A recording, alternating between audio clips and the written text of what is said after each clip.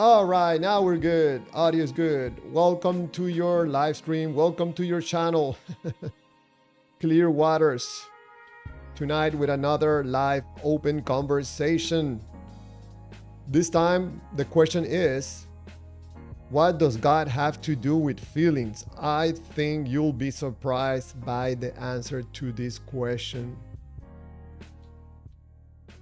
This is another important conversation about us human beings.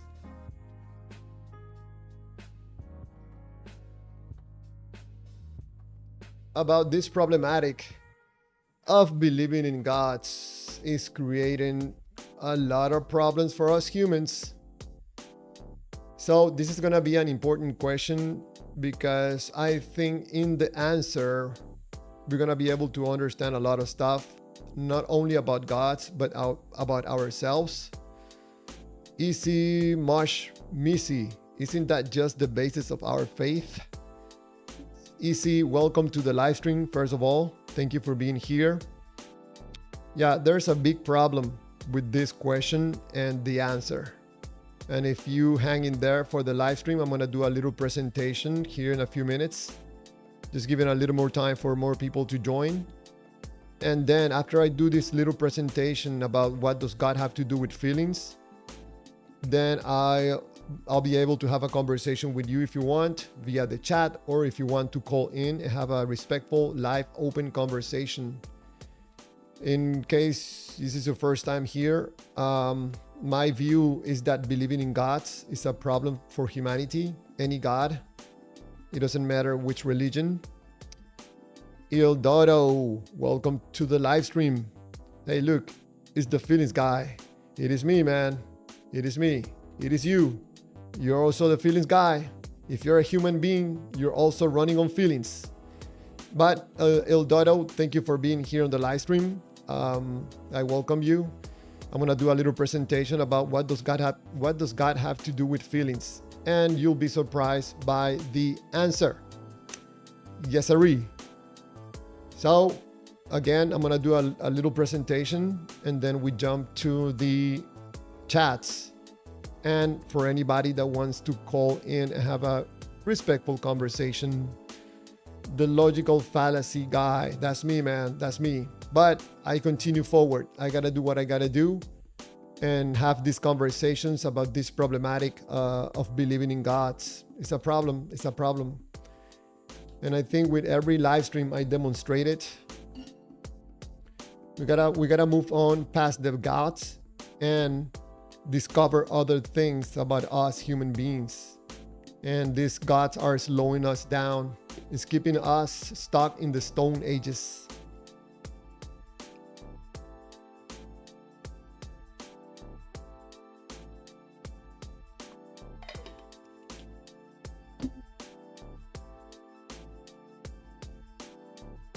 Oh, yes, sirree. Agent Wolf, hello to you. Welcome to the live stream. We're just gonna wait a few more minutes, like 3 more minutes, and then we get on with this, little presentation. And then we jump into the chats and open to receive calls. Agent Wolf writes, I think radical mindset in every ideology and religion is actual problem. Who doesn't want others to exist?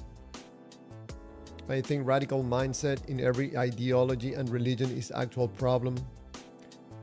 Yeah, I somehow agree, Agent Wolf, but I think there's something bigger, more complicated. Radical extremist mindset. I agree with you, but we as human beings have to understand something about ourselves, that if we don't understand it, we get in trouble. We burn ourselves by not comprehending how we operate in these lives as human beings. I gotta do something about this microphone. That thing is, yes. Excuse me. So just waiting a couple of more minutes, and then we get on with this little presentation about what does God have to do with feelings. I get these questions sometimes when I'm doing the live stream. the live streams, people ask me this question. Surprisingly, I don't know why would anybody ask me that question, but I'll be happy to answer the question.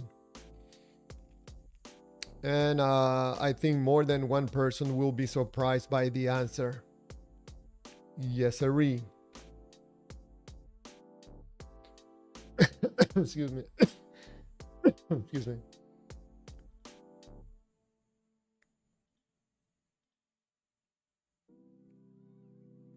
Okay, let's wait just one more minute and then we get on with this presentation.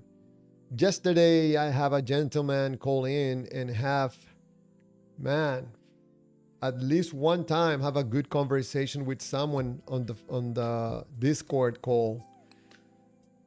It was really interesting. The person that called in was a believer. Of course, I'm the opposite, and we as adults were able to have a fruitful, meaning conversation from his point of view about believing in a God and me doubting that there's a God. Something different and refreshing from all different calls that sometimes I get, people trying to insult. But it's all good. It's all good. So I'm live streaming on 2 streams. I'm doing a horizontal and a vertical stream. Just in case for you to know, I know there's someone on the horizontal live stream. There's a vertical one. So I'm trying to get more people to join the horizontal because I can make better presentations on the horizontal live stream. I have more space. And in case you have not been here before, either tomorrow, Thursday, or Friday, I'm going to be doing a live stream talking about a new form of government. I don't know which country you're from, but most likely your country, your government is really, really in depth in corruption. Yes, scams, corruption, problems, abuse of power. And you and me, I don't care if you're a believer or not, we're going to fix this. We're going to fix it. I don't care which country you're on.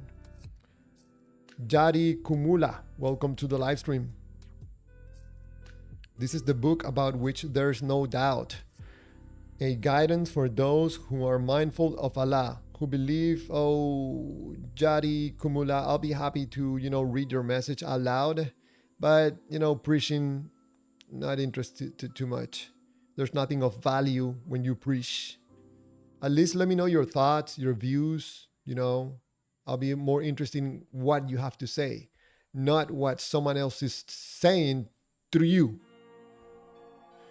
So, okay, I think that's enough time. Let's jump to this presentation for whoever is here. Just in case you see little people on the live stream, a small amount of people.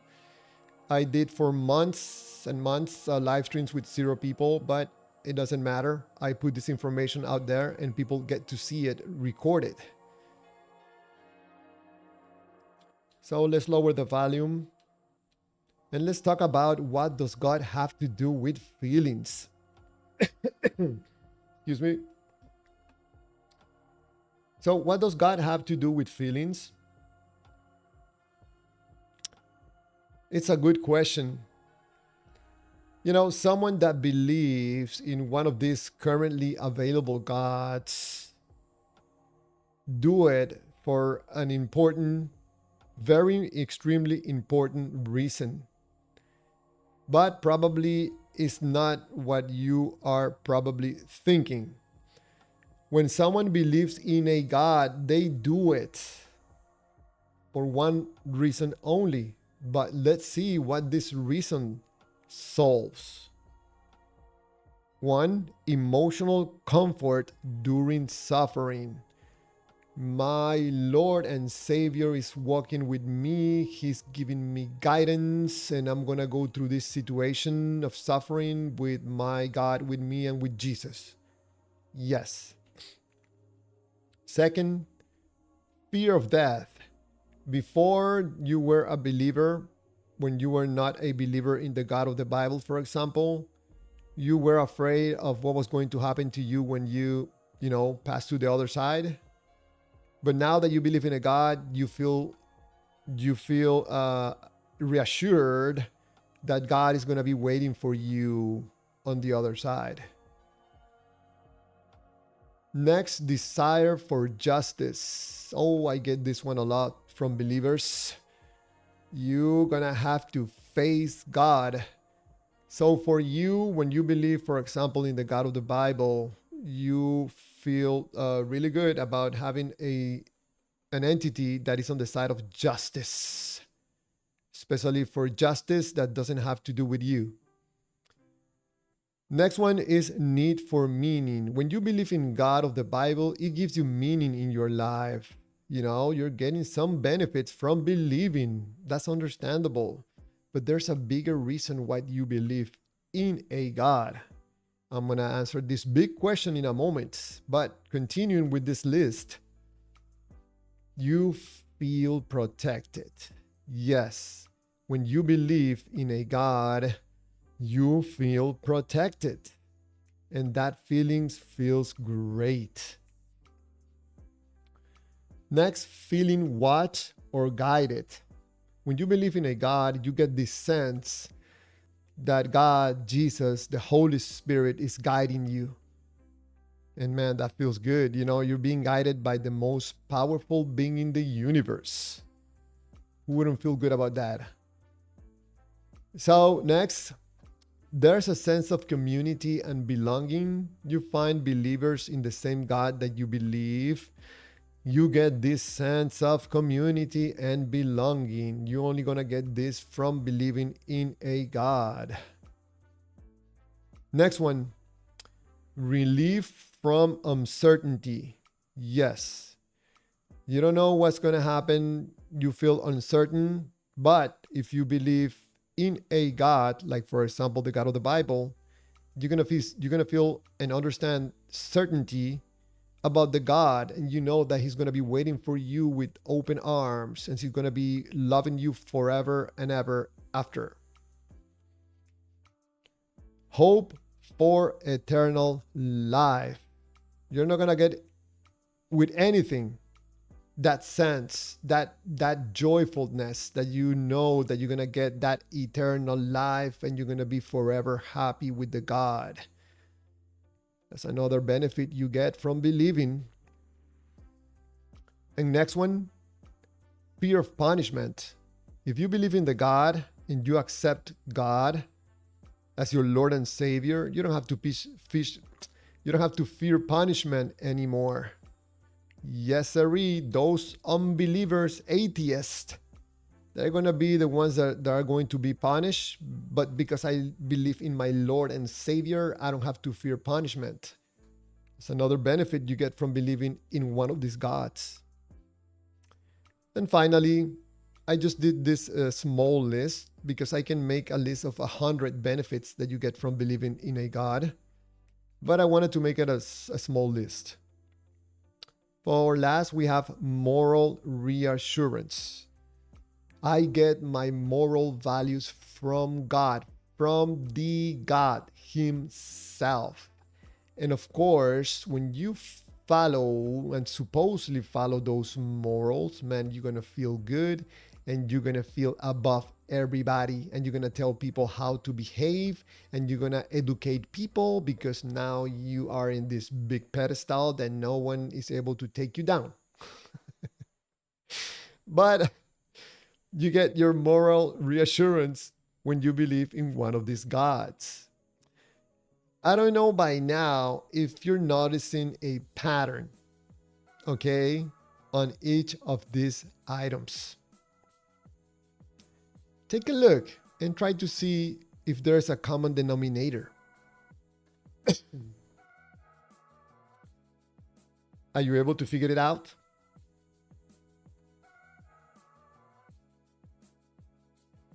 Let's give it a minute. Maybe you want to go through the list.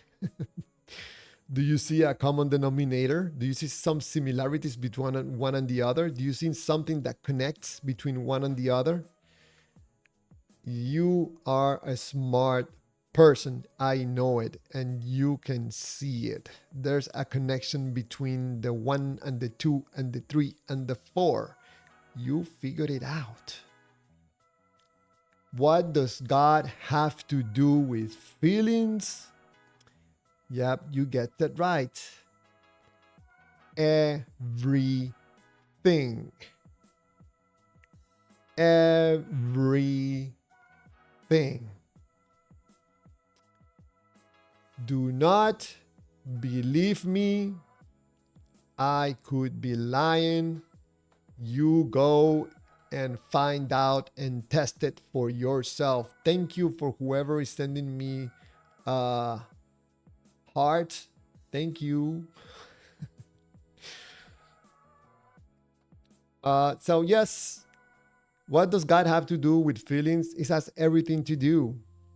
The only reason, there's no two reasons. There's only one reason you believe that the God that you believe is real.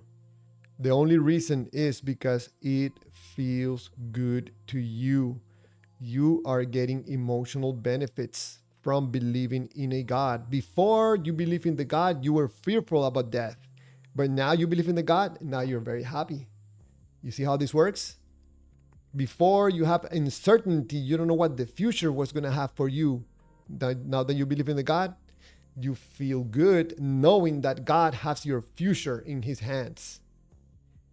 Everything that you think about the God has to do with one thing only: with your feelings. The God feels good, you will believe. The God doesn't feel good, you will not believe. So it's right now you believe in the God of the Bible.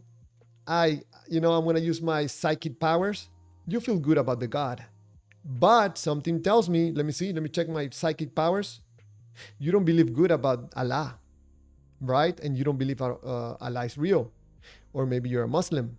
Maybe you feel good about Allah, but you don't feel good about the God of the Bible. So you believe in Allah, but don't believe the God of the Bible. Am I right or wrong? This is how it works.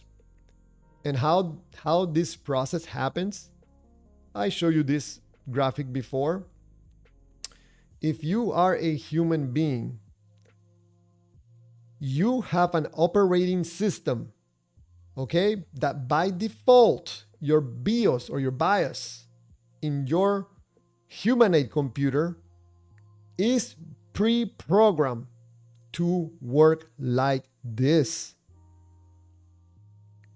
You get data in your mind, you get some carrier to bring this data to connect it to your feelings. Once you make that connection, you take action on whatever is that data. If you're getting data from a book like the Bible, you get the feelings through music, to group pressure, whatever. You're going to take action on the God and you're going to end up believing in the God. Nowhere in here, in this graphic or this pattern or this process, there's no God. It's just data, feelings, and your action towards believing in the God. That's why you always say, I believe. You never say, I know. And when you dare to say that you know, and people ask you, how do you know? You start making these acrobatics, trying to fool people, like smoke curtains, try to confuse people so they don't find out that you're probably lying. But this is nothing to be ashamed, that you don't know how, as a human being, you operate, how your family operates. I think it's just about time for us to learn about us, how we operate as human beings, and why I feel this something bad in my life, like I'm being used. This is why. It's all ignorance. And you can see it not only in religion. You can see it in government. Yep, I'm a slave. You're a slave of our own creation. That's how it is.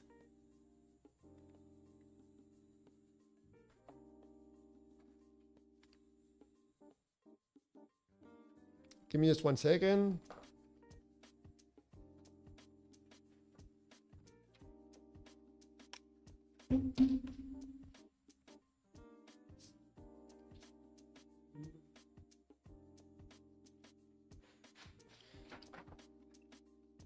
Alrighty. Yep, there's another graphic that I have just in case this one doesn't make it for you.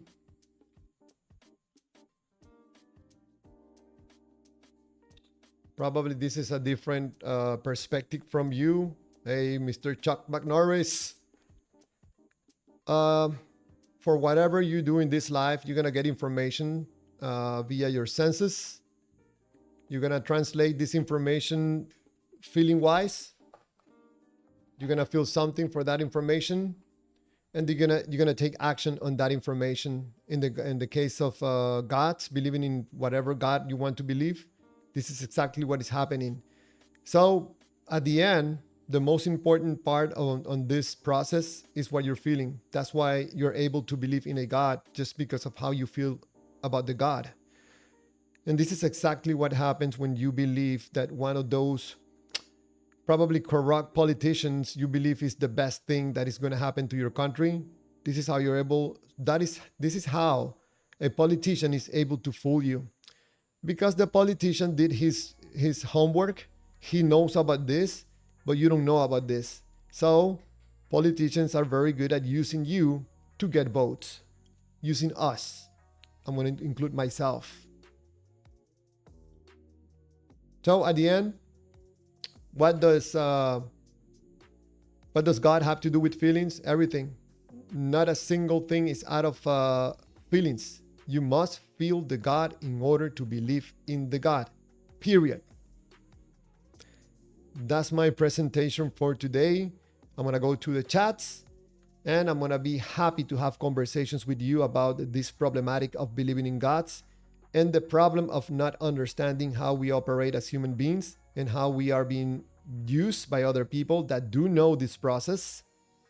I'll be happy to have a conversation with you. If you want to ask me a question and you want to make sure that I don't miss your question, try to put my username on your question or your comment. That way I'll make sure I see it. Also, I'm live streaming on both horizontal and vertical. Oh, there's a lot of people on the horizontal. Wow, breaking all records. So let's go to the chats. And for everybody that wants to call in, I'll be happy to have you in a call and have a respectful conversation. Here we go.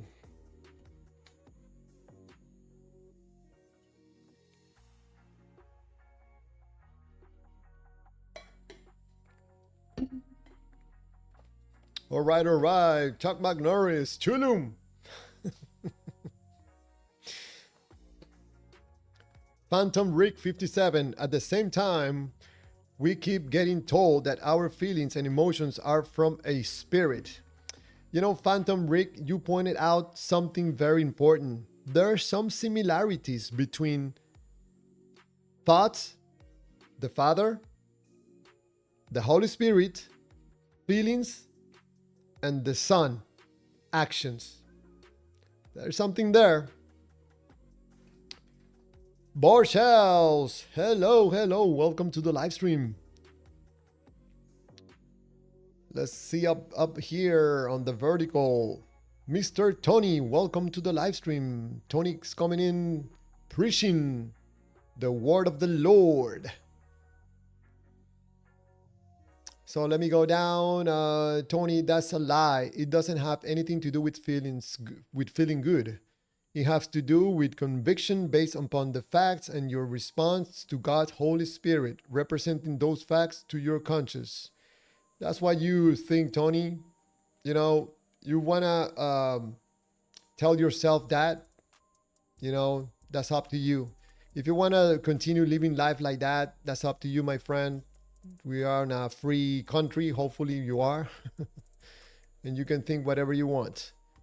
As long as you don't take that to, educate other people with that information, everything is good. Amari Ray believes is a doubt. Diva don't play, just like Joseph Smith and Mormonism. Borshells, well, Javier, you called for horizontal, and here we are. We are all emotional and want to make our Javier. Oh man. That's good. That's good. Thank you for the support. I appreciate it. Thank you. Thank you. Through God TV 2.0. How do I call in? There's a link on the chat. I pinned the message, or at the bottom of the screen there's a link. I'll be happy to have you as a caller on that link, on the Discord link. Wendy Kirkland, can you explain what it means to be supernatural? It means to be above natural? I'm just kidding, Wendy. I think supernatural means something that is out of the natural ways, like something you don't normally see. I'd be careful with a supernatural definition. It has many different meanings for many different people.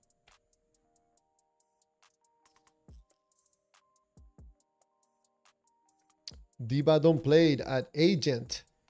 Why you all ban me again? Because you all scared of hearing the truth? Totally understandable. Diva don't play. Tell me who banned you, man. Tell me who banned you.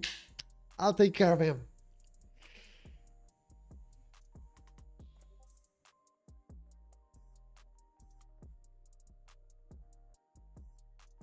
Wendy Kirkland, why? I hopefully I answer your question, but why are you so interested in supernatural? I think there's a lot of things to be interested in here down on earth with other people.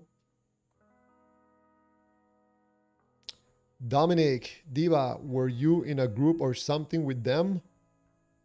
Yeah, apparently.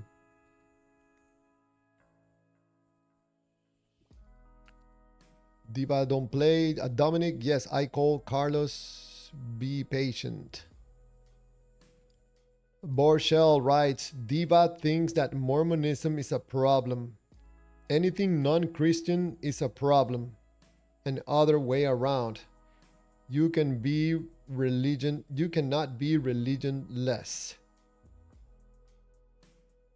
Diva don't play.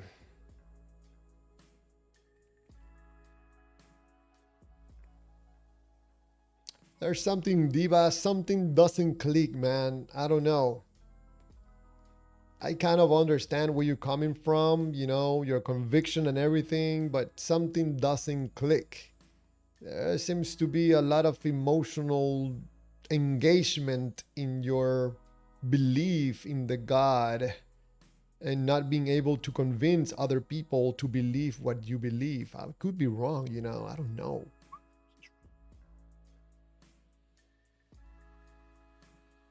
Agent Wolf, Clearwaters. Anthony Flew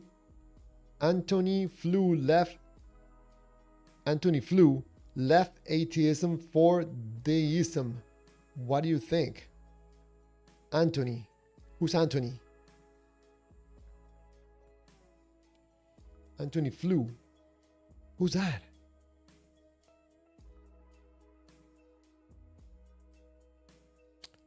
Diva don't play a Dominic. It was a Muslim stream.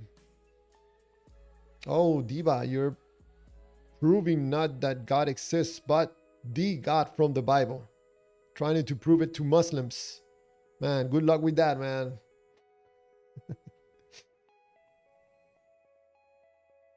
Wendy Kirkland, I love how you use the word free country and don't like free will. Wendy, I don't know exactly what you heard me said. I apologize if I gave you the wrong impression. But I like to think for myself and I believe that I have some kind of free way to take decisions and come up with my own definitions about things. But what I'm saying, when I said before, and I repeat it, when you introduce the God of the Bible to the equation, there's no free will. Take the God of the Bible out, yes, we have free will. You cannot have both with God of the Bible. Brent A. What's up, heathens? True God TV. I am difficulties calling in. What is the problem, True God? Just let me know what's problem are you having. I haven't seen you on the Discord. Is up and running. Let me know what problems are you having to get into the Discord.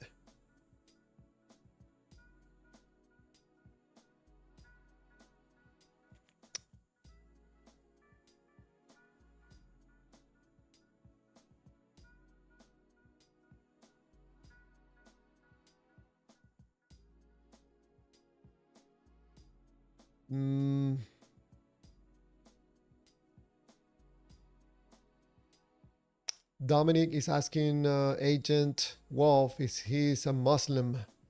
Wendy Kirkland, is that what they call free will? It seems to me, Wendy, I could be wrong, that you're trying to take this free will that it comes from God. It's a little bit problematic. I'm not trying to resist. I'm not trying to deny it. I'm not upset with the God. It's just that I have thoughts, I can reason. And you cannot have free will when the God already knows what you're going to choose. It seems to me that it's a contradiction.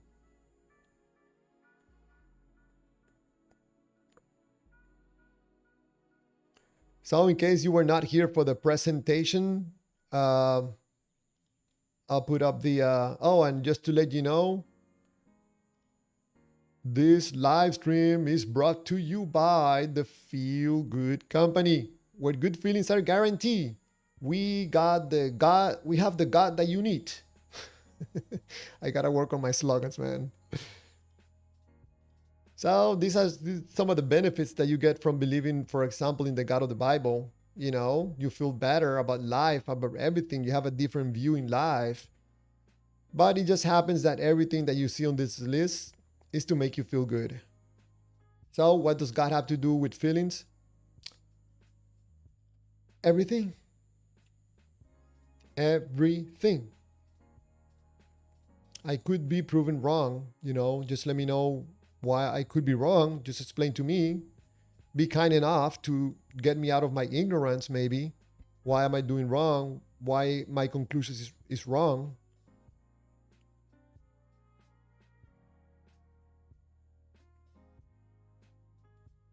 True God TV, yes. You have to be signed into Discord in order to be able to make phone calls. It's free. Just sign in and you'll be able to call in.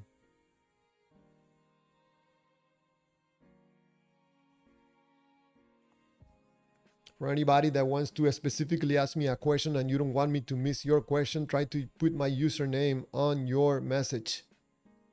Some people say that I'm ignoring them, but I just cannot see the messages.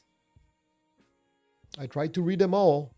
Sometimes it's hard when people are writing, and the messages are going very fast.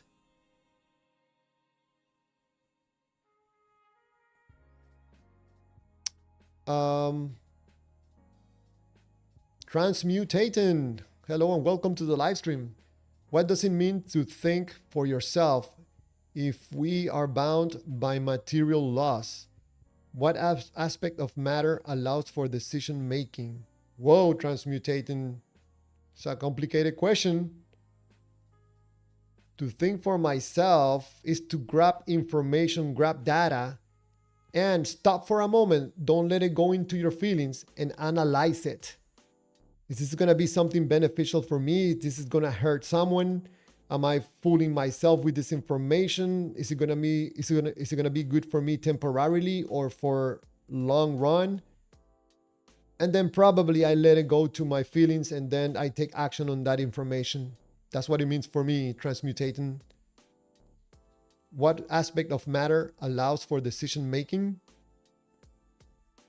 That's a tough one for me. I don't know exactly what you mean by that. What's aspect of matter? All right, we have a caller. Joe Dash, you there? Hi, how are you? Yeah, good, good. Hold on a second, man. Let me get my volume down. Hold on.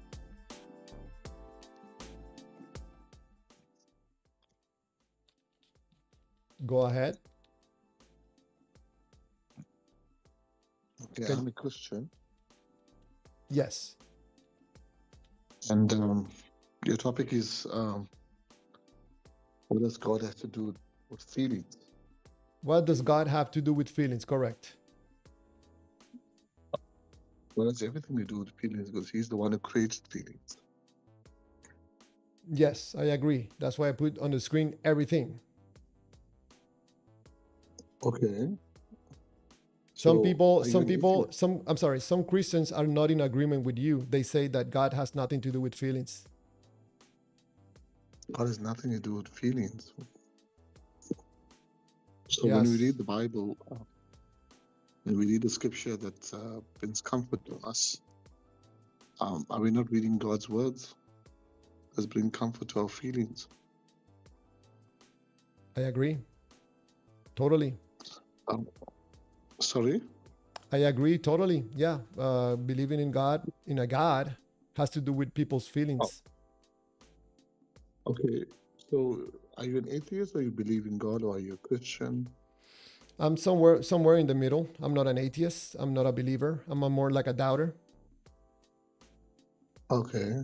So you believe in good, like good morals, good living, being kind. Yeah, I basically think that don't do to others I don't have I don't want done to me or my family. Don't do it to others. Yes, yes, I agree with you on that part. But all that stems from God. All that comes from God. All that comes from God. What do you mean? Like do to others. I mean, Jesus said it. Do to others as you want to be done to you. Okay, yeah, I agree with that part. And I don't take it from God. I don't take it from Jesus. That's something that I understand and figured out. You understand? But unfortunately, like, that comes from God. That's the word of God. I don't think, in my point of view, I don't think really comes from God. If you allow me, I'm gonna explain to you why. No? If I'm okay with hitting people with a hammer in their fingers, because I'm Mhm. immoral. I don't have morals from God, so I'm immoral. But people see me doing this stuff all the time, and one day some people get tired and they bring their own hammers and they start hammering my Yes. fingers. And Yes. through this process of pain, I get a valuable lesson that I will never forget in my entire life, to the point that I throw away my hammer. So I Yes. think pain is a way better teacher than any God. Okay. So I agree with you on that. That smashing of other people's hammers and then people come with their hammers and smash your fingers, and then you throw your hammer away because the hammer was the cause. But in fact, it wasn't the hammer that was the cause. It was your emotions. You told the hammer what to do. You took the hammer. It wasn't the hammer's fault. Yeah, I totally agree. It's not the hammer. It's me that I didn't feel what other people were feeling. Once I felt Yeah. what they were feeling, then I understood the lesson that don't do to others what you don't want done to you, through via Yeah. pain. Yes. But isn't that also justification? It's also punishment that others came and knocked your fingers. I think that probably some people could take other ways of punishment. Probably they can kill me, but they decided to do the same thing, probably to teach me a lesson. To teach you a lesson. That's good. Yeah. So I think we both agree that You're looking at it as a lesson. I look at it as also a lesson, but also punishment. Punishment. It could be understood as a punishment. It depends on the people returning the favor back to me. They could see it as just, hey, I think this guy probably is not trained or is not aware of the feelings. So let's get into Phil just to see if he reacts. If he takes the message, we'll leave him alone. If he continues doing that, Yeah. knowing that he feels pain, probably, yeah, probably we take it a notch up and put him in jail. Okay. So should we say that if a guy is raping a woman, we should rape him? I heard a word that I don't like use it too much on the stream because sometimes YouTube pick it up and cancels. I hear you. Let's use I hear you. the R I hear word. you. I I, apologize for that. I I think it's apologize ridiculous, for that. but can I you repeat your apologize for question? that. Okay, let's say a person takes advantage. Let's put it that way. A person takes advantage of another person repeatedly enough for us to teach him a lesson. We will take advantage of him. Do you think that is done in a lesson, or he should be punished? For taking advantage of another person. Yeah. Mm, Yes, he acts in which way? like violating their right. Like the R word. Let's put it the R word. Yes, I think that if you uh, do something to the freedom of another person, that you're gonna stop their goals, their dreams, and you're gonna affect them negatively. Yeah, I think something needs to be done to put that person away and probably get him through some kind of training or something to reshape their mind, not only punishment, but allow him to understand why he should not be doing what he should be doing. Yes, I think that person should be put away. That person. So the same analogy can be used with the hammer because they violated my right. I did not put my fingers there for them to smash my hammer. It's the same analogy. It works the same way. Yeah, I ask you, I think you're trying to get to a point. Can you direct me to the point Yes, so I can? yes, yes, yes. That even though there's a God, we as humans still have free will. We can either choose to reject him, and that's what makes him God. Only a powerful God would make his creation, actually give his creation the ability to reject him. That shows his sovereignty. That shows how powerful he is. That's the point I'm trying to make. Let me ask you something back. Okay, so in life, am I able to grab the ball outside the goal line? Pardon? In life, am I able to touch with my hands the ball while I'm on the field? No. So in life, I am not able to touch the ball in the field. Yeah, because that's a sport game, and that sport has rules and So laws. so I should not Yes, be. I'm sorry. I'm sorry. I should not be confusing football with life. exactly. And to me, it seems you're confusing a book that talks about a God with real life. And how is that got to do with football? Yeah, I'm giving you an example. I'm using something else that is not real life. You can use it to entertain yourself. But once the game is done, you go to your life. I see it the Yes. same way about God of the Bible. You can use it for yourself, for your own amusement, for your own benefit. But when you talk to me about the God of the Bible, you're talking to me about football. Okay, I hear you. I hear you. You use it and then it's done. And you don't go back to it. Only when you need it, then you take it back up. Yeah, I think what I'm trying to say with that is that when you start saying things, stated things, that you're taking it from the Bible, it's hard for me to follow you honestly, because now you're talking about something that for me is not real life. Okay. But So, still, I'm so sorry, just to add one more okay. thing. No, no, it's I'm fine. I'm It's just cool. trying to understand honestly what you're trying to tell me, to see if probably I could be wrong about my beliefs, about my way of thinking. That's why I listen to you, what you have to say. Okay. I'm trying to say that whatever we do, it all stems from God. It all comes from God. It all has to go back to God. We may think that we invented the idea, or we may think that this is the way I think because I was brought up this way. But if you go to the very beginning, it stems from something and passed down. Some may not believe it to be God, some may use it for their moral living. But no matter how you look at it, it all comes from God. Is it possible for you to demonstrate to someone else that doesn't believe what you believe? Can you demonstrate to them that everything comes from God? Yes, I can. How will you do that? How would I do that? Number one, I would provide the evidence for creation. Because the biggest question is, how did we end up here on the earth?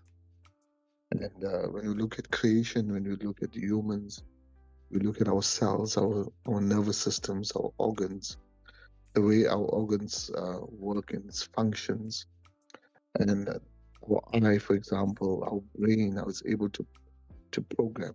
And I look at all this, and I look at animals, and I look at creation, and I look at the stars, and I say, wow, there's probably an intelligent being behind this, but had to program this to be where it is, because I don't think this ever happened.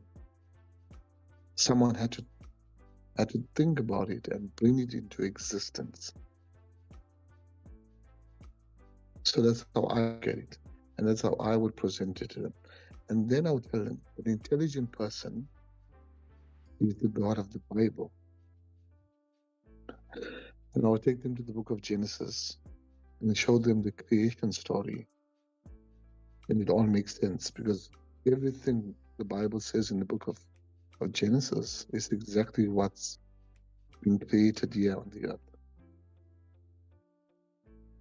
And then they will ask me, okay, but how come? How does God allow suffering? Why does God allow evil? Why does God allow babies to die or cancer to come about? And we tell them that is the punishment of the fall. That is the punishment of man's rebellion against God. However, we are redeemed through Jesus Christ. We are saved through Jesus Christ. God is a God of love, or actually, He is love. So, And I will share Jesus Christ with them. so you will demonstrate to a person that is not in agreement with you that basically just looking around to life, to the universe, this everything was made by God, because none of this stuff can come from nothing. There's got to be a Exactly. creator. Exactly. Exactly. An intelligent mind behind this. Okay, so the way I see it, and please don't take it as I'm trying to prove you wrong or I'm trying to convince you. I'm just I sharing with understand. you my views, okay? When you're saying that, for me, there's a humongous problem, because it sounds very perfect. It sounds beautiful. It sounds like a Swiss watch, but I can Mhm. easily throw a wrench in those beautiful gears, because I can tell you that Chulum, the god Chulum, is the creator of the universe. It's not the God of the Bible. This was something that was misunderstood by some group of people in the 2000 years ago, and they tried to hide the truth. The reality is that Chulum is the one that created the universe and created human beings. The main difference why people shut down that Shulun was the one that created the universe is because Shulun doesn't interact with humanity, and people saw that as like, we cannot use Chulum to convince people to believe in a God because there's no emotional True. rewards. Shulam, yes, they got shulam. So True. when Yeah. yes, when you tell someone that you can provide evidence that God exists because He created the universe, someone can come and tell you that it was not the God of the Bible, it was Chulum, and you will say, "Of course not, that was the God of the Bible." And I could tell you, "No, it was Chulum," and you say, "No, it was the God of the Bible," and I tell you, "No, it was Chulum." So the question that rises is, how can we prove which God made the universe? Was it the God of the Bible or was Chulum? I'll explain to you by evidence. The evidence is the universe. Yeah, the evidence is the universe. I mean, scientists are still trying to find out whether there's aliens. They're still trying to find out how many other universe and galaxies are out there.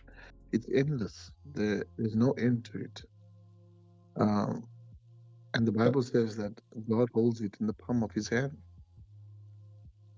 So, meaning that there has to be someone greater and bigger out there to create such a humongous universe that there's no beginning, there's no end to it. We cannot measure it. but in the case that someone is telling you that it's Chulum who made it, how can you convince that person that he's wrong? Exactly what I just told you now. Let's go to the Bible. Let's look at creation. Let's look at what the Bible is talking about creation. Let's look at what the Bible is talking about the human heart, the act of the human heart, the evil of the human heart. So That's basically, what you I will would take the say. person. I'm sorry, just you will take the person to the Bible Yes, as I would take them proof, to the Bible. as As proof proof. that God of the Bible is the creator of the universe. Yes, based on creation, also based on evidence for the Bible. You know that the Bible has been written over a period of 1,500 years by 40 authors, you know, over different times, and it's all saying the same message. It's all pointing to the same God. It's all pointing to the same Creator. But in the case that you show this person the Bible as proof that God of the Bible is the one that created the universe, and the person responds, "I don't see it. I don't believe it." You're presenting that person a book. You're not presenting them with a God. Okay, so let's look at it this way, right? You go to a restaurant, you order food. The waiter brings your food, right? You don't ask the waiter, can you show me the evidence whether the food I'm about to eat is safe for human consumption? Right? You wouldn't ask him because logically you would believe that the food is going to bring the food that I ordered is the food that is safe for me to eat. So you would believe it without the evidence being presented to you. So I'm saying to you, this this is the evidence that I'm showing you about creation. This is this is the evidence I'm presenting to you about creation. There's no other evidence apart from what I'm showing you here. But what will be So the you have to specific? make, I'm sorry. What will be the specific evidence in the book that connects the God of the Bible to the universe? exactly what I just said. I How think I our missed bodies it. work. Yeah, how our bodies work.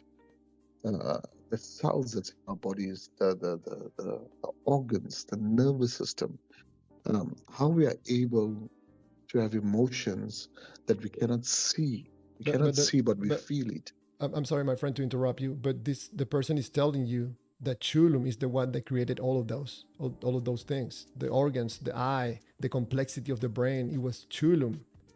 It's just that you have a different Okay. knowledge from a different book. And then how So would they present the evidence to prove Chulum to me?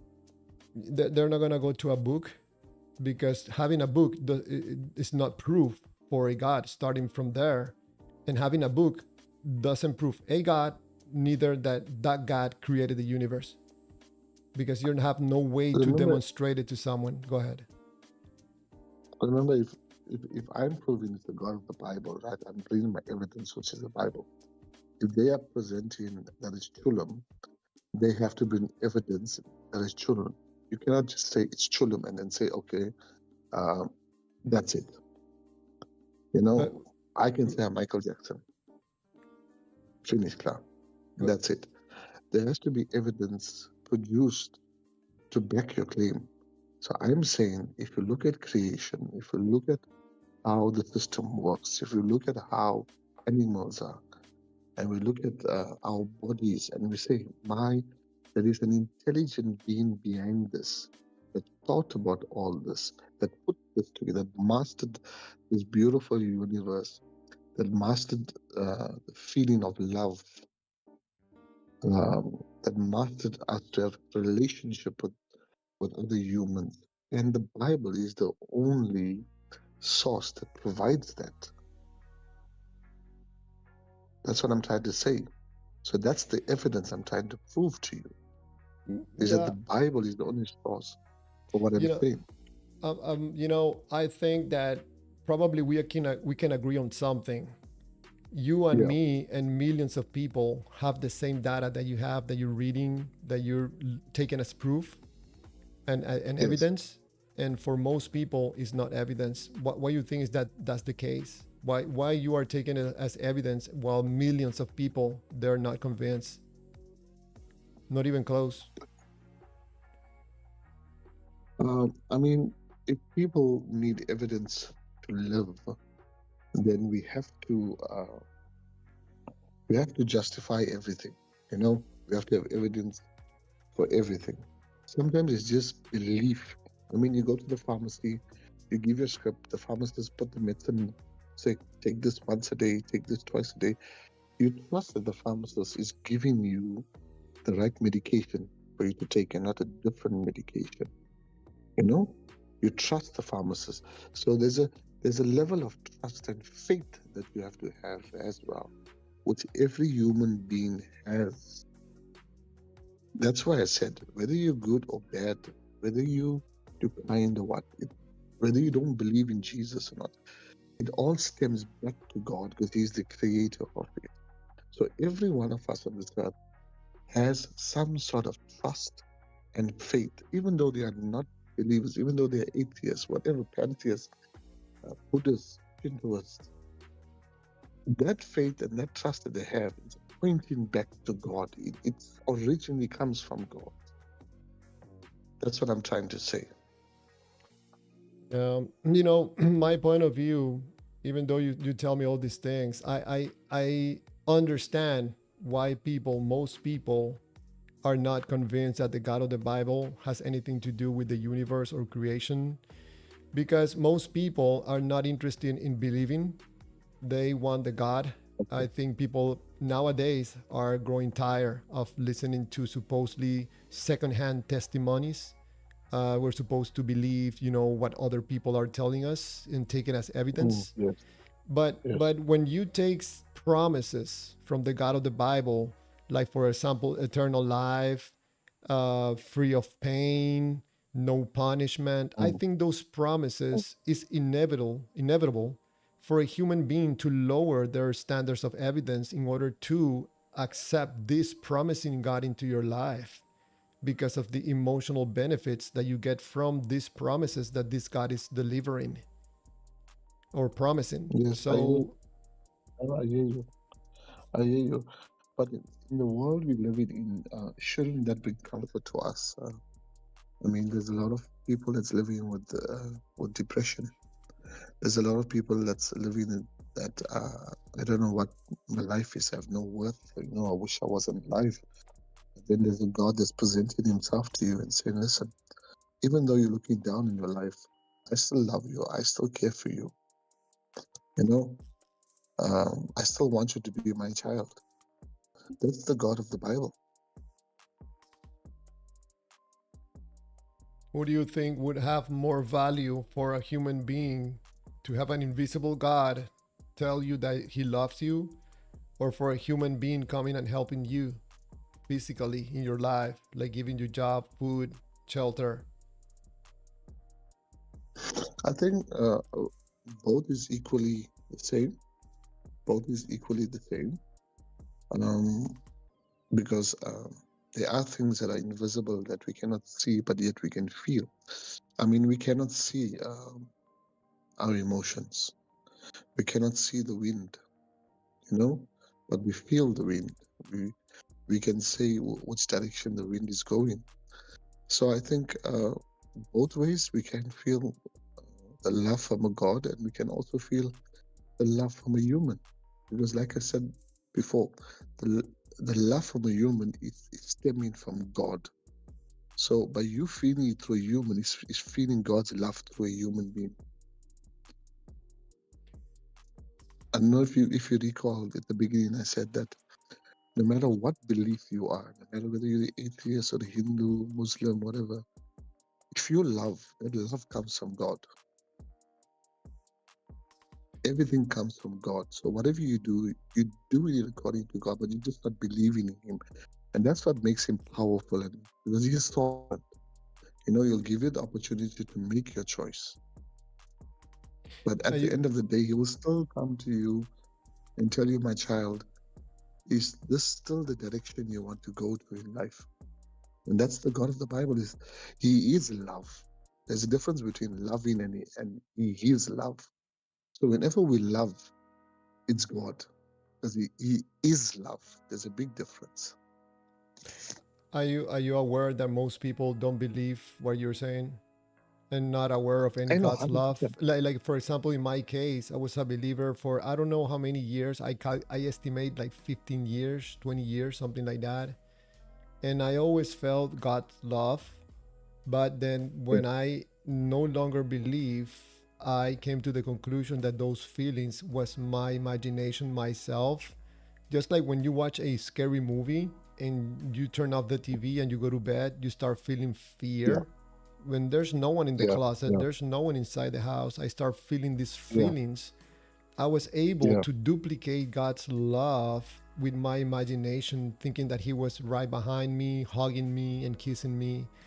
But when I no longer was a believer, I was still able to produce these feelings with my imagination. So I think that's probably why most people don't believe or agree with what you're saying. And I think that's, in my point of view, it is a problem because everything that you're describing points to a feelings only. Feeling good about God's love, feeling good about God's protection. But I think that God has nothing to do with feelings. Nothing. Okay, so I hear you what you're saying, and I go back to my original point is that even if you don't believe in the God, if you're feeling love, if you're feeling happiness, if you're feeling joy, all that stems from God. Even though you don't believe in Him, it's still His. He's the one who created that. How can you convince someone of that when you cannot prove or demonstrate that? Someone could think that you're making that up. Okay, so the Bible tells me that I should take care of the orphans and the widows.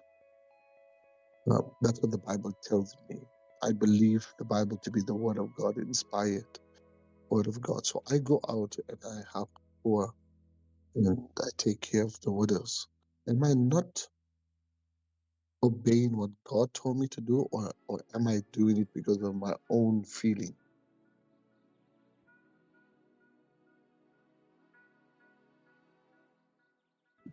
Hmm. So what exactly are you saying by that? What I'm is saying your the Bible tells me that I should take care of the orphans, to take care of the widows. So I'm doing that. You tell me, you are a good person. You're doing it out of your good will, but I'm telling you, no. I'm doing that because the Bible tells me to do so. Bible, I believe, is the inspired word of God. So indirectly, it's God telling me to take care of the orphans and the widows. But you're gonna tell me, no, you're doing it because you're a good person. But yet I'm telling you, I'm obeying what the scriptures are saying. So am I wrong in that belief?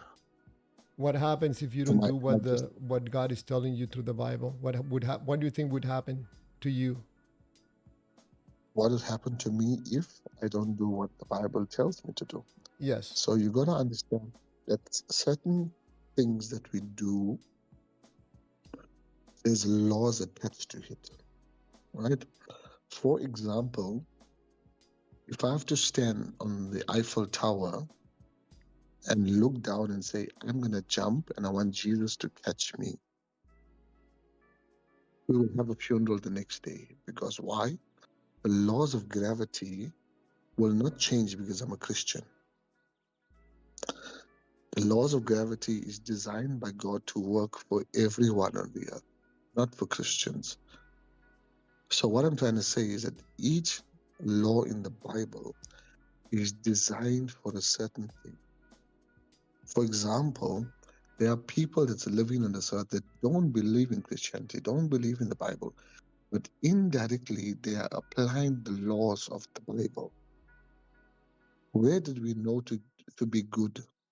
Where do we know to give charity? The Bible says so. So it's a law that's been activated. That's why I pointed out earlier and I said everything we do, it all points back to God.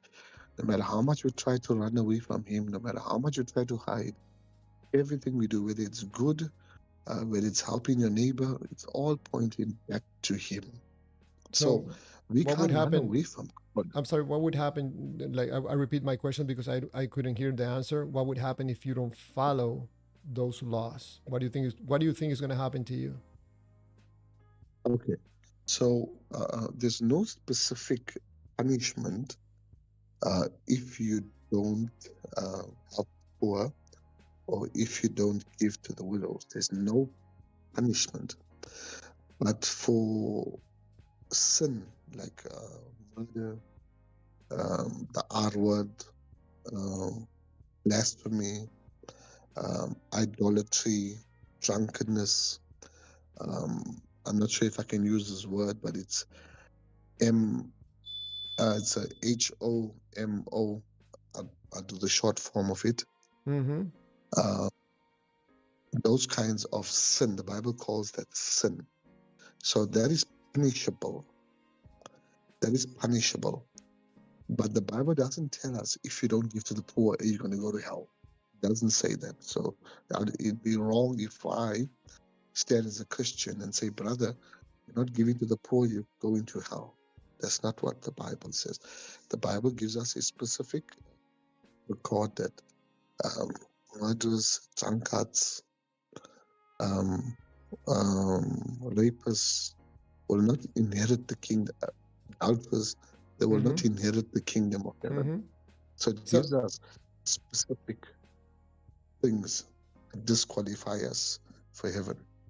so let me see if I understand. So correct me please if I'm wrong, but it seems to me that if you don't follow God's rules, it's not really that in that case, a specific case that we're talking about, that you're gonna get punished, but you're gonna pay it emotionally because you know that you're doing something opposite to what God is telling you, and probably that is going to end up you not feeling good about yourself, right? Or feeling good about you towards God.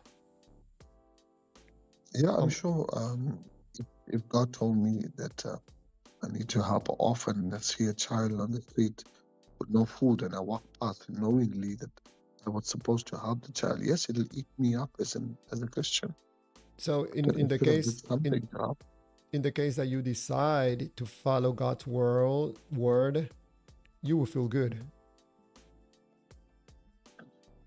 Yes, I would feel good to help people So because I'm being there's emotional effects from doing or not doing what God says. And I say this because this is exactly what the presentation is about. There's yeah. emotional attachment to whatever you're going to do in relationship to God. Everything is going to go back to your feelings. Either you feel good or you feel bad. I probably you have not been here on other live streams, but this is what I talk Oh no. about, having emotional polarity. Go ahead. Yeah, sorry, man. I actually live in South Africa, so it's 4:26 in the morning. I couldn't sleep, so I was just browsing through YouTube and I saw your live. I said, okay, let me just jump in, and then here I am to speak about God. Yeah, Well, so I thank you for calling in. I appreciate it. This is a very good conversation, and you are very respectful. I appreciate it. we try every day to be like Jesus. We try to help, but and I know I can see there's other callers that want to come in as well, so I don't want to hold you up. You know, Um, if you don't mind, I'm gonna tell you something before you go. I hopefully don't sure. offend you, okay? But it No, it's seems to cool. me that you are a good person. You sound like a very honest, good person. And sometimes for me, it's difficult when you yourself are giving a lot of credit to God in many ways and not really think or express anything about yourself being a good person. Sometimes I find that a little bit problematic. So where do you think I got that goodness from? You sound like a good person, and you speak very clearly, very softly, you know, like you make your point across very good without interrupting, without yelling. So stuff like this, you know, I listen very attentively because you could say something that makes me think. I could learn something from you. Yeah, You know, I don't hold the truth about anything, so I'm willing to listen. yeah, yeah. So I live in a city called Port Elizabeth here in South Africa, Wow, you're on the and other side. yeah, I'm near Cape Town. Wow, it's far away. I'm like about 6 hours away from Cape Town. But the crime and the poverty in the city is another level. You know, um, it's heartbreaking. And, we've got feeding programs around the city, about 8 or 9 feeding programs that we take care of from the church on a monthly basis. We don't ask for donations. We don't put up posters. We don't post on Facebook. All the finances come from the church. We take the church's finances and we feed the poor and we take care of the widows and we take care of the orphans because God instructed us to do that. So you said I'm a good person. So I'm telling you, the goodness that I have is stemming from the God of the Bible that is making me this good. I I couldn't respect have that. done it without him. Yeah, I, without him. I respect that. I respect your belief. I respect your point of view, and that what you guys are doing over there. That's wonderful. If you're able to see the live for tomorrow or Friday, or you can see the recorded version, I'm gonna be talking about a new form of government that probably will do a lot of benefits in your country. Yeah, It's a new theory that I have that we are planning on implementing everywhere in the world, including the United States yeah, of America. yeah. Wow, wow. Yeah, I know. I work with some missionaries from America, from the PAW group, from Boston. So they come to South Africa twice a year, and then I drive them around and show them the areas. And I even go to Malawi. I went to Malawi with them because we're now helping the people in Mzuzu in Malawi. Trying to take care of them, doing something to help them. And but there's one thing I want to leave with you. Do you know that poverty can end overnight Yeah, I without think God? that I think that the major obstacle in that is us ourselves and our ignorance. Yeah. Sorry, my wife's alarm is going off. All right, my friend, I'll let you go. I know it's very late. I took a lot of your time. Thank you very much for No, no, calling no, in, it's and fine. hopefully this is not the last call. Okay, you can call again, Yeah. And I call again and I anytime. and I just have a minute before I leave, and I promise I'll leave and I will subscribe to your channel because I can hear in your voice too. You are a good person. You've got a good heart. You have your humility, manners, and humbleness, and I respect that Appreciate it. as well. But COVID showed us that the world can be run as one, and I believe that. Um, if we have one distribution center and governments get involved, poverty can be ended in one day. We'll end poverty in one day. So it all leads us back to why isn't this happening? And it all leads back to the evilness of man, the wickedness of man. So we can turn on and say, but how come God doesn't teach wickedness? Where is this wickedness coming from? It's your own will to do wickedness. It's not God who teaches you to be wicked. It's your own will. You choosing not to do it. You choosing not to make a difference on this earth, knowingly that you have the capabilities of helping someone. So I want to leave that with you and my brother. May God bless you. May God bless your channel and continue helping people. I know there's people out there that don't want to believe in Jesus and don't want to believe in the God of the Bible. That's no problem. But no matter what, He still loves you. He still cares for you. You are still His child. And God doesn't send people to hell. I want you to know that. God just don't say, people, you're going to hell, you're going to hell, you're going to hell. We don't know what happens at the last second of a person's life. We don't know. There's only, we can speak from a Bible point of view.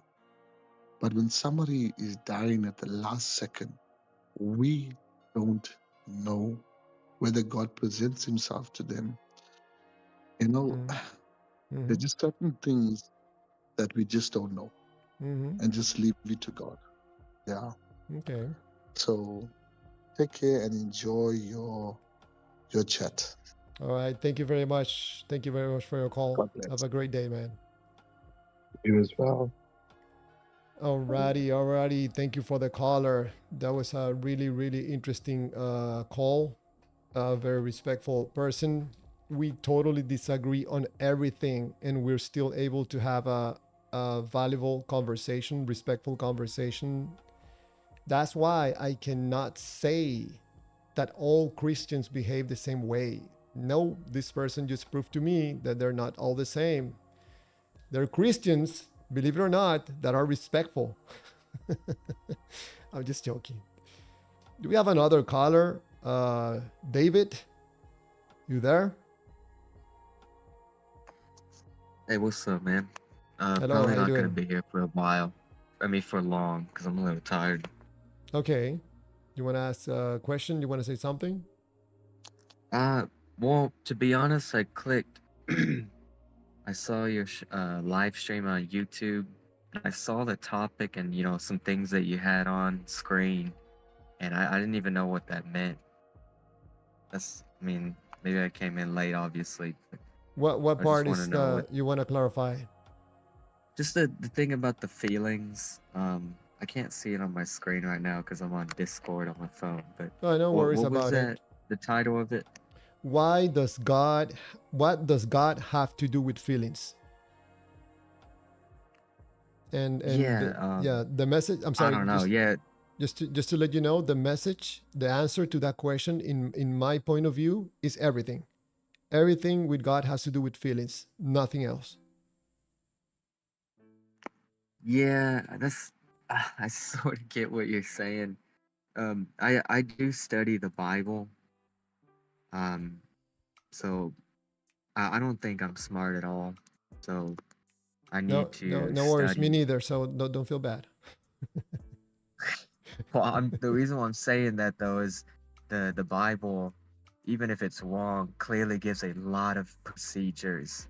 It tells you what stuff is here and there. It tells you lots of things of how things are, how they work. And from my studies in the Bible, the word feelings, like how people use it today, doesn't really exist. And the closest thing to it isn't how anybody uses it. So when I hear the phrase like how you use it, I know what you're saying, like people feelings, emotions. When you actually stop and think about what you're saying, you realize why it's not actually mentioned in the Bible because it's just nonsensical. You say like I feel like we should do this. Well, what are you feeling? Let me feel it, right? the point being is like, well, you're really kind of just reasoning. There's something happening within you, from at least from my understanding. Whether you can understand all of it or not, that's obviously a topic itself. But your reasoning of what information and knowledge is in you, and it's coming out in certain ways. I'm just saying it's not used like that ever. And when people say it, doesn't even make any sense. It does talk about that you can feel for God, you can feel for Him, and He's actually close by, very close. But from my studies, that's just dealing with reasoning. You know, you're reasoning and trying to look for Him. You can find it that way. It's not like you're actually grabbing something physical or anything, of course. It does And talk about in the Proverbs that you yourself, all the issues of life come from your own heart, and how you program yourself, how you write instruction law, how you form your will yourself determines emotional reactions, which people might call feelings, but that's just yourself. That's you calculating how you should seek after and try to accomplish. You program that yourself, and whether you get that or not hmm, gives you the emotional reactions. hmm, So very simple is, um, you know, I don't really watch any sports or anything, but you know, you have a stadium full of people, and you know, there's two teams, let's say, and one of the team loses and one of the team wins. The emotional reaction with the fans is just due to prescribing of a will. So the people that wanted a certain team to win, they win, they have a happy, cheerful, glorious reaction, and then the other team obviously gets sad. But the other team could honestly, a person from the other team could just change his will, say, you know what, this team does suck. I'm gonna go to this team, and then they can start being cheerful or whatever. This is just this is just as the Bible described it, as essentially writing your own heart. allow me You to can stop you. either, yeah, I, go I for it. I apologize for interrupting you, but I'm just trying to see. I'm gonna do a check if I understand what you're saying. It seems to me that you're coming from a point of reading the Bible, you know, coming to God, and suddenly you are starting to understand something that you were not planning on understanding, but you're starting to see some patterns. Is that what it is, or I'm understanding wrong? Well, what I'm saying is the topic that you phrased it in, and how people use these words like feeling. Um, when you stop to try to give definitions, try to identify what is going on, what is this device doing this, there's nothing. There's just blank. I'm saying is when you actually study heavily what this is, where it is, how it interacts, and why you're actually having emotions, which is just reactions of what you actually code yourself with, becomes a lot clearer. And the Bible itself never uses in that way, which I believe Okay, the Bible itself just gives procedures, and that's why I'm just mentioning it that way. okay. Let me clarify something just in case, because you told me that you're not seeing the screen right now. What I'm trying to share with people in these live streams is that I notice that there's something very peculiar with us human beings. It seems to me that for some reason, whoever made us, life, God, aliens, whatever, did something that we are coming pre-programmed. Our BIOS or bias, our humanoid computer, come with this software that we take data, whatever data around us, and if we see this data of something of value to evaluate or analyze, then we take it to our feelings with the intention to bring it to reality in order to experience it. So these feelings for me are a way of bringing thought or the invisible to the visible, to an action, to reality. So I'm always trying to bring awareness to where this feeling or this energy is coming from, because it's not coming from God. It directs us to God, to a God, because these feelings always precede action. If you're going to believe in a God, you must feel good about the God.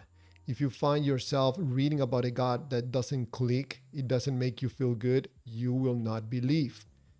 So that's why I'm saying that whatever we do in this life, having a girlfriend, boyfriend, wife, family, a job, a God, whatever, you must feel it first. So when people say that they feel that God loves them, or that Jesus came to their house and told them that Jesus loved them, they feel something wonderful. I'm trying to bring awareness that feeling good has nothing directly to do with a God. It's the result of feeling something that you believe in a God. And that is problematic, because whoever is aware of this information can use us if we don't understand how we operate and process information in life, if you know what I mean. So I think that people that sell salvation and God take advantage of people that don't know this information. Politicians, corrupt politicians, apparently know about this and use people to get themselves into power, even though everybody knows that they're corrupt, you know. But Yeah, go no, ahead. I'm starting to get what you're saying. I would just say that um, it for people to say they feel stuff, I don't care. Like, it's just gibberish from all of my understanding. You know, like you used the example, somebody says, I feel that let's say, for example, the Holy Spirit told me this, or the Holy Spirit led me. If you cannot, oh, there's a lot to be said, but if you cannot explain what you mean by that, just gibberish. Um, I do believe procedures I'm can sorry. be So explained. are you a Yeah, believer? you can go. Yeah, yeah, no, I believe in the Bible. Good old King James Bible. What I'm saying though is, if anybody can say anything, that doesn't really help though. If you want, as you're mentioning, you know, if you feel happiness and joy, and what you say, why am I feeling this? Well, from all of my research, normally when people feel happiness and joy, it's because their will is being fulfilled in some way, or they even think that their will is being fulfilled in some way. That's why they're experiencing joy. And you can't get around it. And your will, of course, is dealing with a law inside you that you coded yourself with. Now, obviously, the Bible mentions that there's the will of God. So if you happen to be aligned with the will of God, I believe my understanding is the God of the Bible is will, and he can come in you and you could code yourself with the person of Jehovah, Jesus Christ. That's how I can say the God of the Bible is in me, and that I know him is because the God of the Bible is knowledge, he is a will, and you have the ability of recording information inside the flesh and bone body, in the mind and in the soul, according to scriptures. That's my logical thinking. Even if it's not even true, it's still logical. So that's how I can explain stuff. If you cannot explain in some comprehensive way, it's just gibberish. But Again, yeah, I'm I'm sorry. just, yeah, you can go. Just to see if I understand. Even if you find it, or you'd go through this logical process to understand God, or to explain to yourself God, or to understand the information about God, it goes back to your feelings. You Well, cannot. no, no, no. That's what I was gonna go to next. Is Mhm. in the Proverbs. There's there's just a very clear. I believe it's Proverbs chapter 18, verse 1. It's a little heavy verse, but basically it gives a principle where there's only two choices. You yourself, you have the ability to desire things. You have the ability to search out wisdom. You have the ability to program yourself essentially. and you have two choices. You can either look outside of yourself, you can look outside of yourself for wisdom to take in and obey, or you can look inside yourself and just look at your own heart and what you want to do. And there's a big difference. I mean, you can know that you're not infallible and that you're not the creator. You didn't design, you didn't make you know certain things, and there's tons of things you don't know that you're dependent on your sensory to take in information for comprehension. And to say that you are going to block everything else off, especially if it leads to discomfort in the flesh and bone, just to basically worship yourself and find comfort, find desire. That's not searching for God, which is what, from what I've seen, what everybody does. Everybody just does for their own benefit, for their own comfort, for their own worship, the things that are esteemed from men. I very rarely see anybody even try to attempt to look for wisdom outside of themselves. There's a very big difference. Now, I live in America, and obviously our time has come.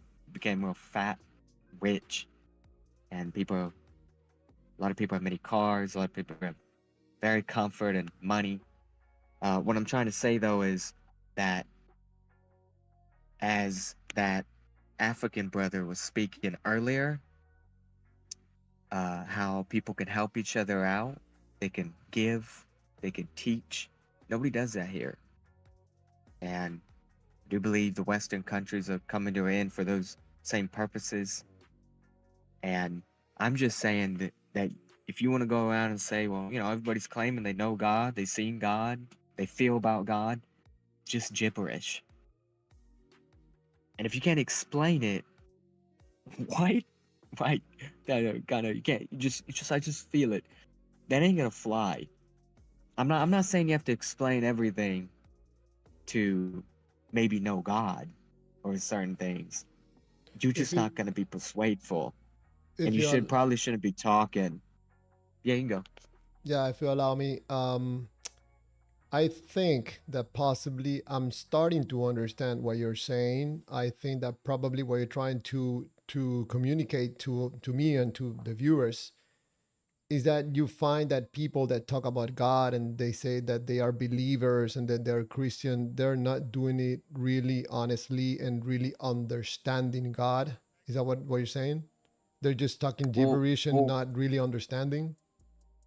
well. What I'm saying is, people say stuff, but we already know from the text that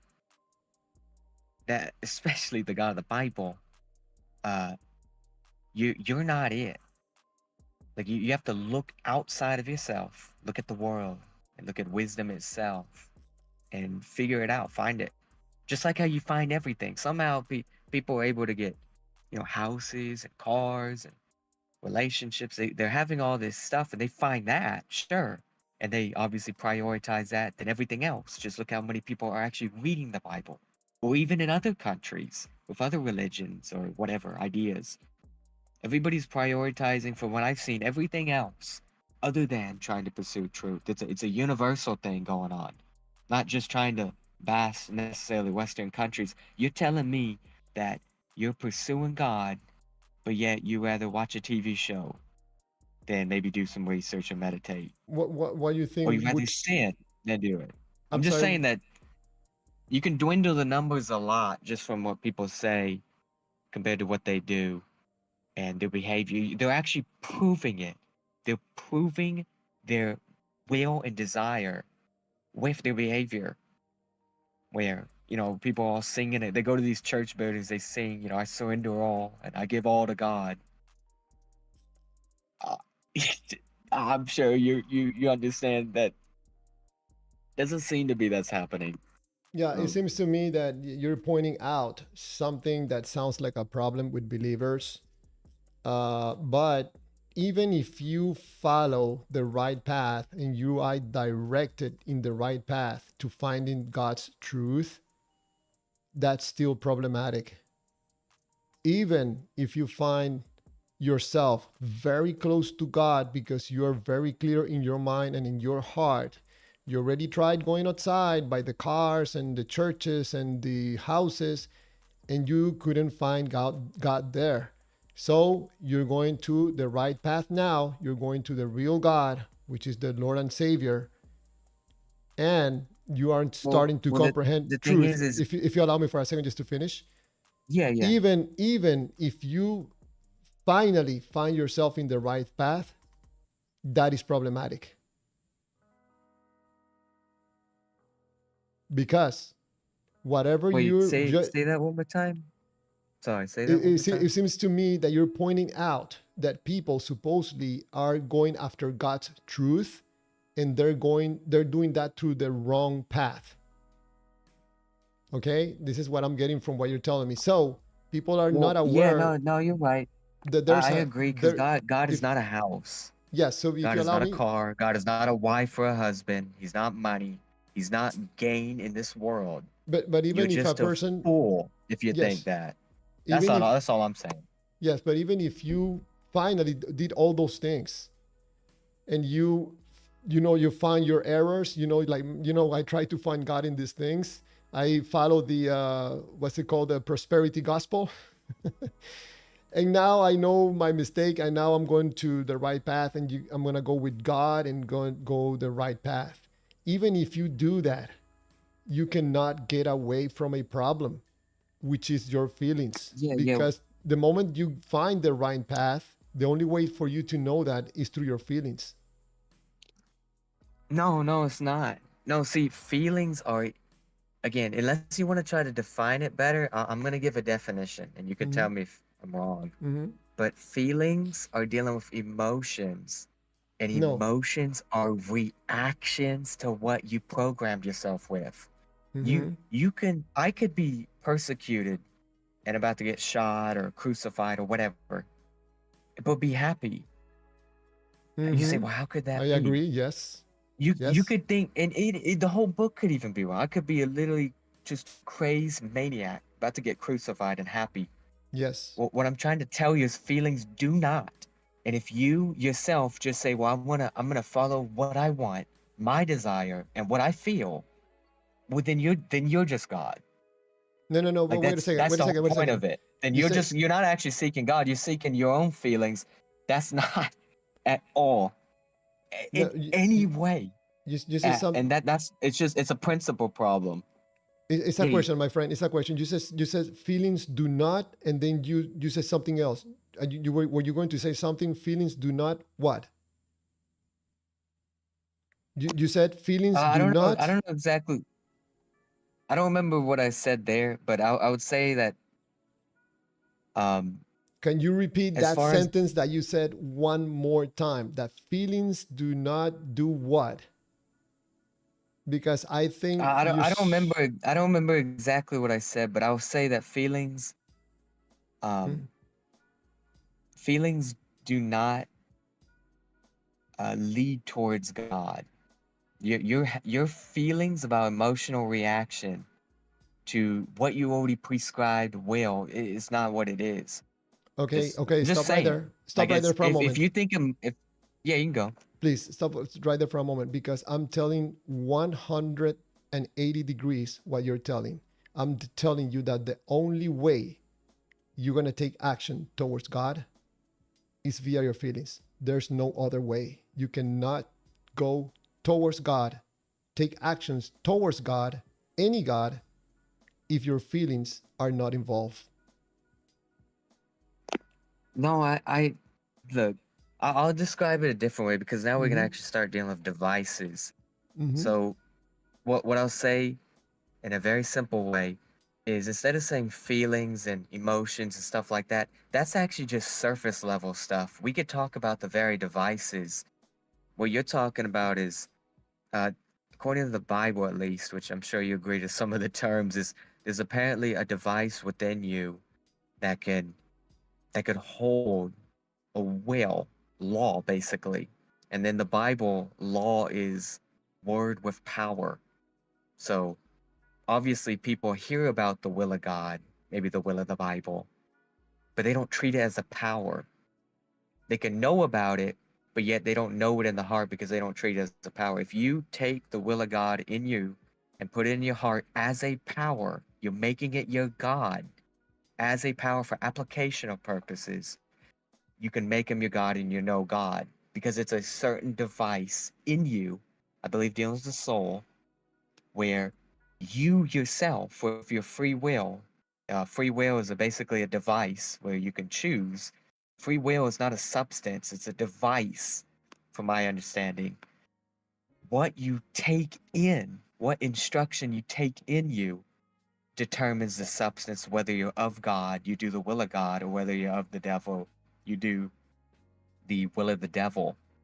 So the reason why I'm mentioning this is a, instead of saying emotions, this is actually a value, a profitability system, a value system, where you are forming coding in you. You're writing a code in you that you have taken counsel within yourself. You formed a purpose of what you're going to try to perform, what you want fulfilled, because you think it's profitable, valuable. Mm-hmm. And because you think it's profitable and valuable, then the emotional reactions come. That's I believe that's it's redundant. It's better to just talk about profitability. If you think there's an afterlife and there's rewards, that you can know God, there's a possibility of knowing God and that you can live for eternity, some people might think that's profitable. And I will say that it is invisible. Obviously, I've never seen anybody, resurrect, or I have not seen the afterlife. But I do believe it to be so I believe it's profitable and valuable. It's worth seeking and actually willing to sacrifice in this life for, as the Bible puts it, eternal rewards. It's, and how, I'll just say one more thing and you can comment. And from my understanding, how you actually reach those conclusions as far as values and profitability is through reasoning.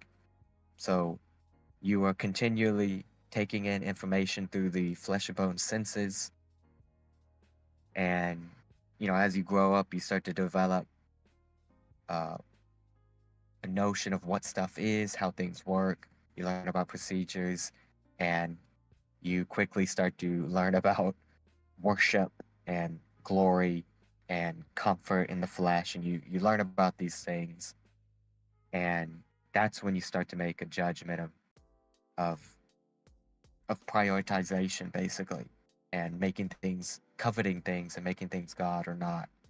Like as a It's kid growing up, he might see a whole crowd of people going ooh ah to a expensive car, and somebody gets out of the car. So that kid might just, with self-evident, you know, universal principles, he might see, well, wow, that guy has value. Look at the car, look at everybody looking at him, admiring him, and the car is obviously unique, rare, special.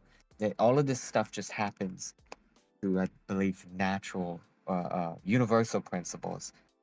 But you don't it's have to abide by it. You it just don't have seems to. Through it's reasoning, you can convert and not actually chase after money or cars and things of that nature. it seems to me by listening to you very carefully, very attentively, that somehow you found something in what I'm saying that aligns a little bit with what you're thinking and starting to figure out. Apparently, I could be wrong, but there's a point in what you're saying that you're deviating totally from what I'm trying to communicate and to try to have conversations about. Because whatever you do, even if you're right or wrong about the God, you're still going through the same process. You still have to take the data about the God, you have to feel the information, and you have to take action on the information. The most important part here is the feeling part. I call it feeling for a lack of a better word.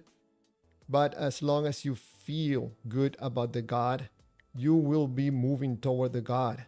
But that doesn't mean that this feel good energy that you're getting from this data from a God doesn't mean that that source of feel good is going to be good for you. So if you finally find yourself going back to the real God and looking inside and finding God, you still doing it because of the emotional benefits you're getting from the promises that you're getting from the God. Before, I was afraid of dying. Now that I believe in the God of the Bible, I know He's waiting for me with hugs and love and kisses. That makes me feel good. So, therefore, I believe. That's basically it. There's nothing else. There's nothing else. No, I agree. I believe um they're hand in hand together. Um, will, desire, and when a desire is fulfilled, of course, that's the whole point of why you desire. Even if the desire that you had is fulfilled and it doesn't make you happy, you thought it was going to make you happy. That's the point of it. I do agree. They correspond. It's just a lot more intelligent, in my opinion, which I know a lot of people don't do, is deal with more of value systems and reason, which is what, from everything I've seen, it is never in at least the Bible what everybody talks about and how you use that word. Everybody uses that word. It is truly gibberish. If you cannot give concrete definitions, what it is, or in some way a predictive matter, you are speaking gibberish. And I don't expect people to know everything, but they literally know nothing when you ask them about that. Can you say something that is not I think a gibberish? lot of people make no. You well, the problem with gibberish is there's no interpretation behind it, so you're literally just saying nothing. Can you say You're something that is saying not something that's gibberish? very. Can you Can I say can something that something is that is not not gibberish? gibberish? Yes. Yeah. I'm not. I'm I sorry. believe we're speaking many words. Yeah, I'm I sorry. believe we're speaking many words that have real interpretations behind them I'm through the sorry. universal language of the world. Hold on. So Hold what on. Hold yeah, on. you can go. No, I just want to clarify. I'm not saying that everything you're saying is gibberish. I'm saying that you're saying that people, when they talk about God, they say gibberish. I'm asking you, if can you say something about God that is not gibberish, just to see a comparison about why you're saying that it's not, should not be gibberish. Can you say something that makes sense and is not gibberish about God? Yeah. No, I can actually say a lot. I believe, One and we thing. don't have to use gibberish anymore. Gibberish, I do believe is dealing with confusion. Okay. Confusion is where you're saying something and you don't even have an interpretation with it. So I mentioned before uh, that just know that the God of the Bible, he tells a lot about he is and how these things work. Obviously, he mentions that he's love, light, law, I believe, that he's good. Uh, the point being is, I do believe God is a person, and he heavily explains what a person is through the book. I do believe a person is dealing with will, a law. You yourself, at least from my research, you're a person, and you say, well, what's that? Well, your will, your law, your spirit. Spirit in the Bible is word. Um, so law and instruction and commandment, decrees, all of that's spirit in the Bible. And I can't put law in a test tube, but it certainly seems to be that there is some real ramifications about it. Your coding in you is your life. So you can think of it in 4 steps. So I have a flesh and bone body, and my body is me according to the text. If somebody goes and hits me with a hammer, I feel pain because I do believe my body is me. It's interesting in the text, you can actually say words and hit people with words. So you know that sticks and stones may break my bones, but words will never hurt me. But that's not true according to the Bible. You could actually destroy somebody with words and reasoning. Somebody could be healthy as a horse. They could just be 100% healthy, but yet still commit suicide because they believe their will is not being fulfilled. Because your will is you. There is a substance that's flesh that is you, according to the text, and there is a substance that's spirit, according to the text, and that is you. And you can also die spiritually with that same reasoning. The point being, though, is that when you have a will, this coding in you, this soul, you can express the will. You can express it. so you can play out the law that you're giving to your body. You could play it out and you could build a reputation. And that reputation is you also because you are law. So when you move your body around, you can build a reputation and you do stuff. And hopefully, everybody's doing, at least abiding by the laws of the land, the self-evident laws. But if you go around and you, for example, murder somebody, you with your body, you conduct your body. You command your body. Will you harm somebody else and you do evil, ill will to somebody else? That's the definition of evil in the Bible, ill will. For no justifiable reason, you did it. You're gonna get the book on you, hopefully.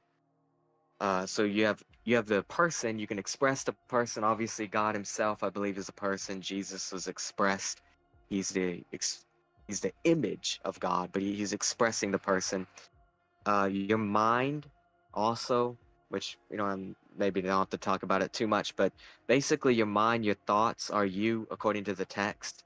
So I'll give an example. Uh, in the Bible, it mentions that it says that the fool says there is no God. So, Mm-hmm. for example, if there is no God and I say there is a God, I'm a fool. I mean, I'm just wrong. If there is a God and somebody says there is no God, they're the fool. But it's not just. It's interesting though. The reasoning that you're giving may be incorrect and foolish, but that's not how the Bible says it though. By you and your judgments that you give out, you're a fool. You see that? You're stupid. Not just the reasoning stupid, you're an idiot. I'm an idiot. I've been an idiot many times. And that's how everybody uses it. It's universal. So you are dealing with words and coding and instruction of some sort of soul, at least from how everybody uses it across the whole world. And how relationships work, of course, are invisible. You Deal know, with whales interacting. This is just very predictive information that is given in the book extensively, by the yeah, way. I And listen. I'm sorry to interrupt you. yeah, you can go. Just to interact a little bit. I'm listening to you, and suddenly, I'm starting to get like some kind of message that I feel is important, and you're going one way. I'm like, man, he's gonna say something that is gonna make sense, and then you go back to the Bible. You know, I'm like, wait, Well, wait, what I'm what saying happened is, here? No, hold on, hold on, hold on, hold what on. I'm saying is, it matches up with the world. That's the point of what I'm saying. I studied the Bible where, It matches up with what? yeah. The word of God? Well, what I'm saying, yeah, that's where I'm studying got the reasoning is you yourself seem to be a will, and if you attack the will, you're attacking the person. You yourself seem to be your thoughts because your thoughts determine whether you're a fool or not. You yourself seem to be how you conduct your body, dealing with commanding and the law that you give it. That seems to be you. And then the last thing, which is probably one of the most important things, is how you perceive other people is directly will, because that's how person to person relationships are from my studies. Um, But allow me to ask you something. you're, You're not getting yeah, yeah, go. this information from the Bible. You're figuring this out from your experience, from your knowledge, from your No, no, it's understanding. word. No, no, no, no, no, my man. Word for word, verbatim. I got it from the book. I can quote the Yes, verses to you. quote Yeah, please. no, it's. I'm Go just ahead. saying verbatim. Yes, go ahead. Yeah, yeah. Well, let me just finish this. Is in the Bible, all relationships are invisible. They're spiritual, and relationships not even in the book. But from all of my understanding, perceiving a person, whether you want to accept him or decline him, make him a friend or not, all stems on perceived will. So what you perceive the will is to your will determines whether a relationship is accepted or not in your heart. So if you're willing to do something for somebody else, that will be a form of accepting their soul in them and forming a relationship. So they, I would say very simply as an example, is you may see a relationship and it may look fine, but it's not. That's the point. You don't know what's going on, right? Yeah, You could see some I ugly think couple fighting, but it might be fine. You could see, and the point being is, if a spouse, for example, if a spouse perceives in their heart ill will, like let's say for somebody may be cheating, or they perceive somebody's cheating, it's over. That's how it works. If they find out, let's say video comes in, they find out that your intention is revealed and there's no way to get around it, it's over. Simple as that. you That's are how all relationships work, because that is person on person, will on will, which is yeah, documented with Jonathan, basically David and Jonathan. If you look it up in the King James Bible, David and Jonathan's souls were knit together.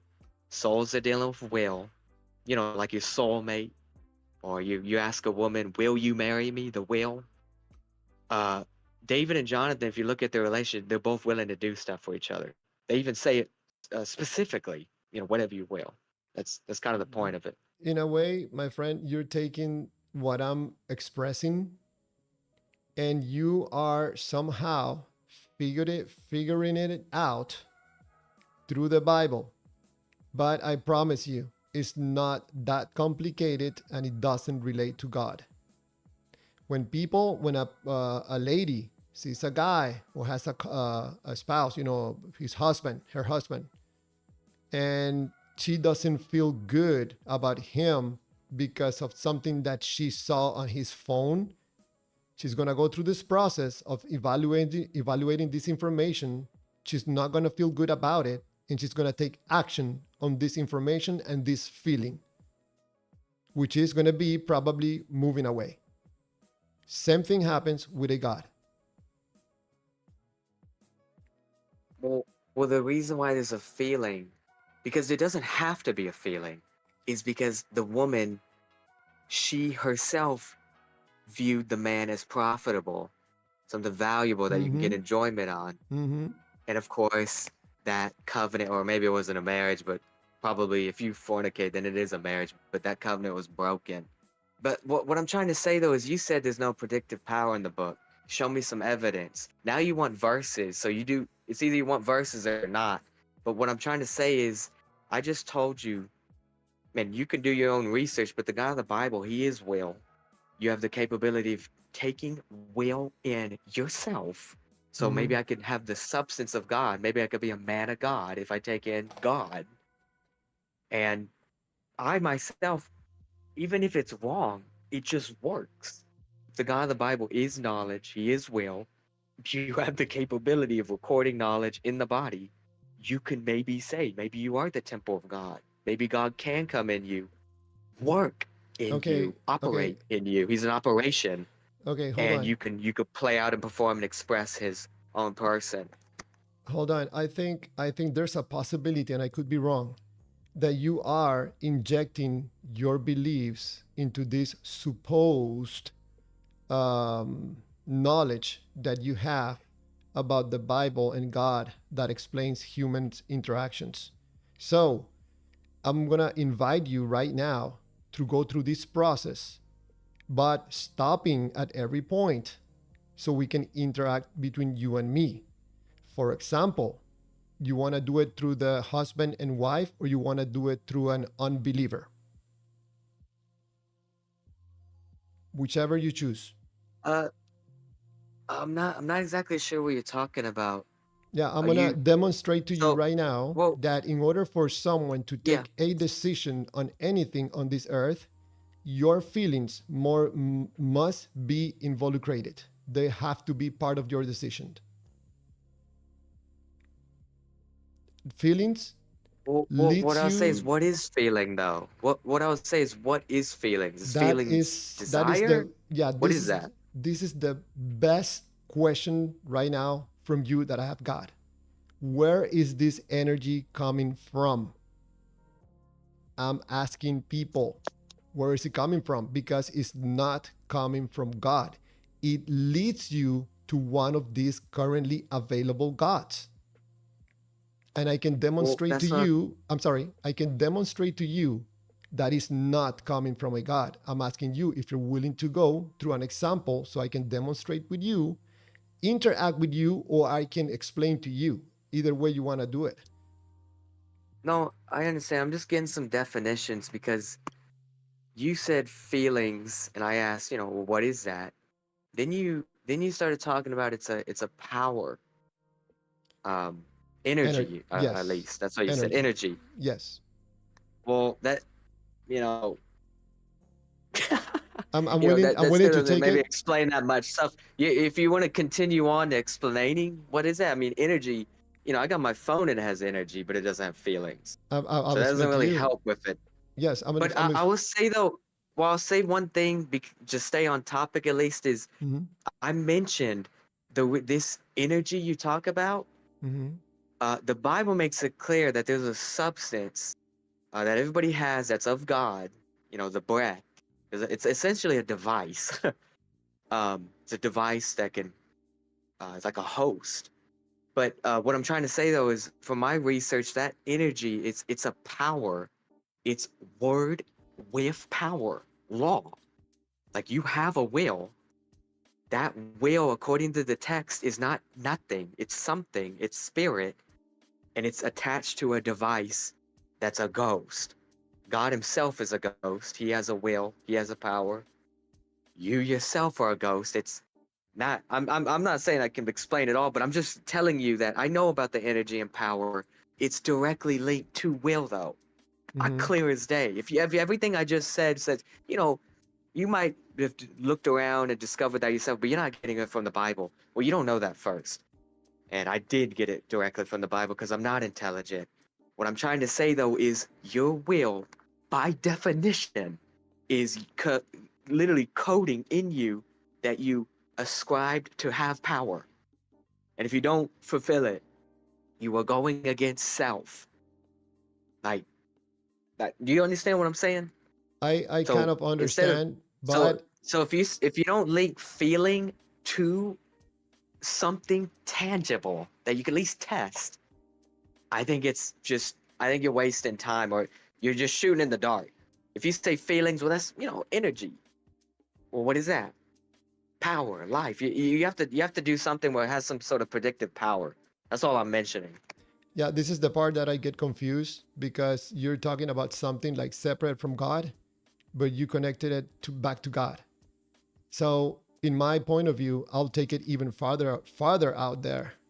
I think that what is keeping us alive is feelings. Feel this energy that I'm talking about. It's not food, it's not water, it's feel.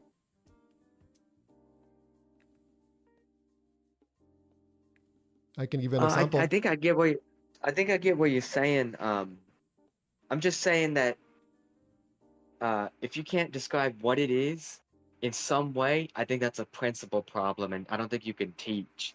You Yeah, you but can give I examples. can I'm I can just give an saying that example and you can find you somebody can I know.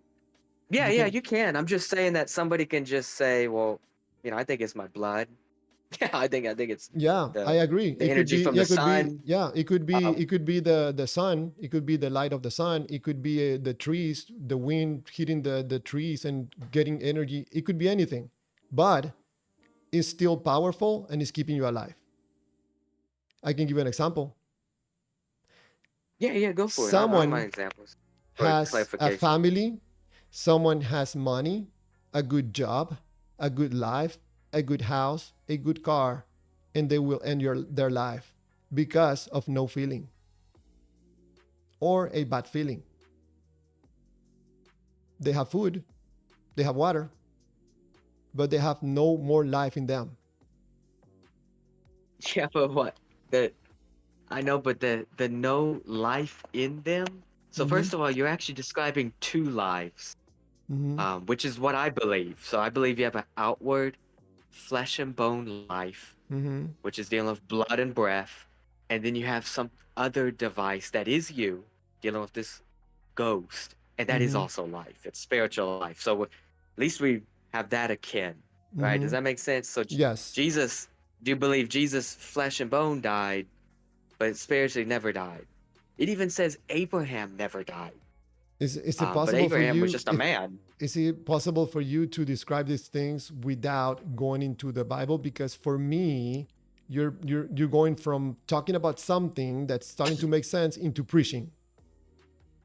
Oh well, I'm just quoting it because that's where I got my knowledge from. Mm, But anyway, the point being though is I think it's uh, I think it's heavily documented.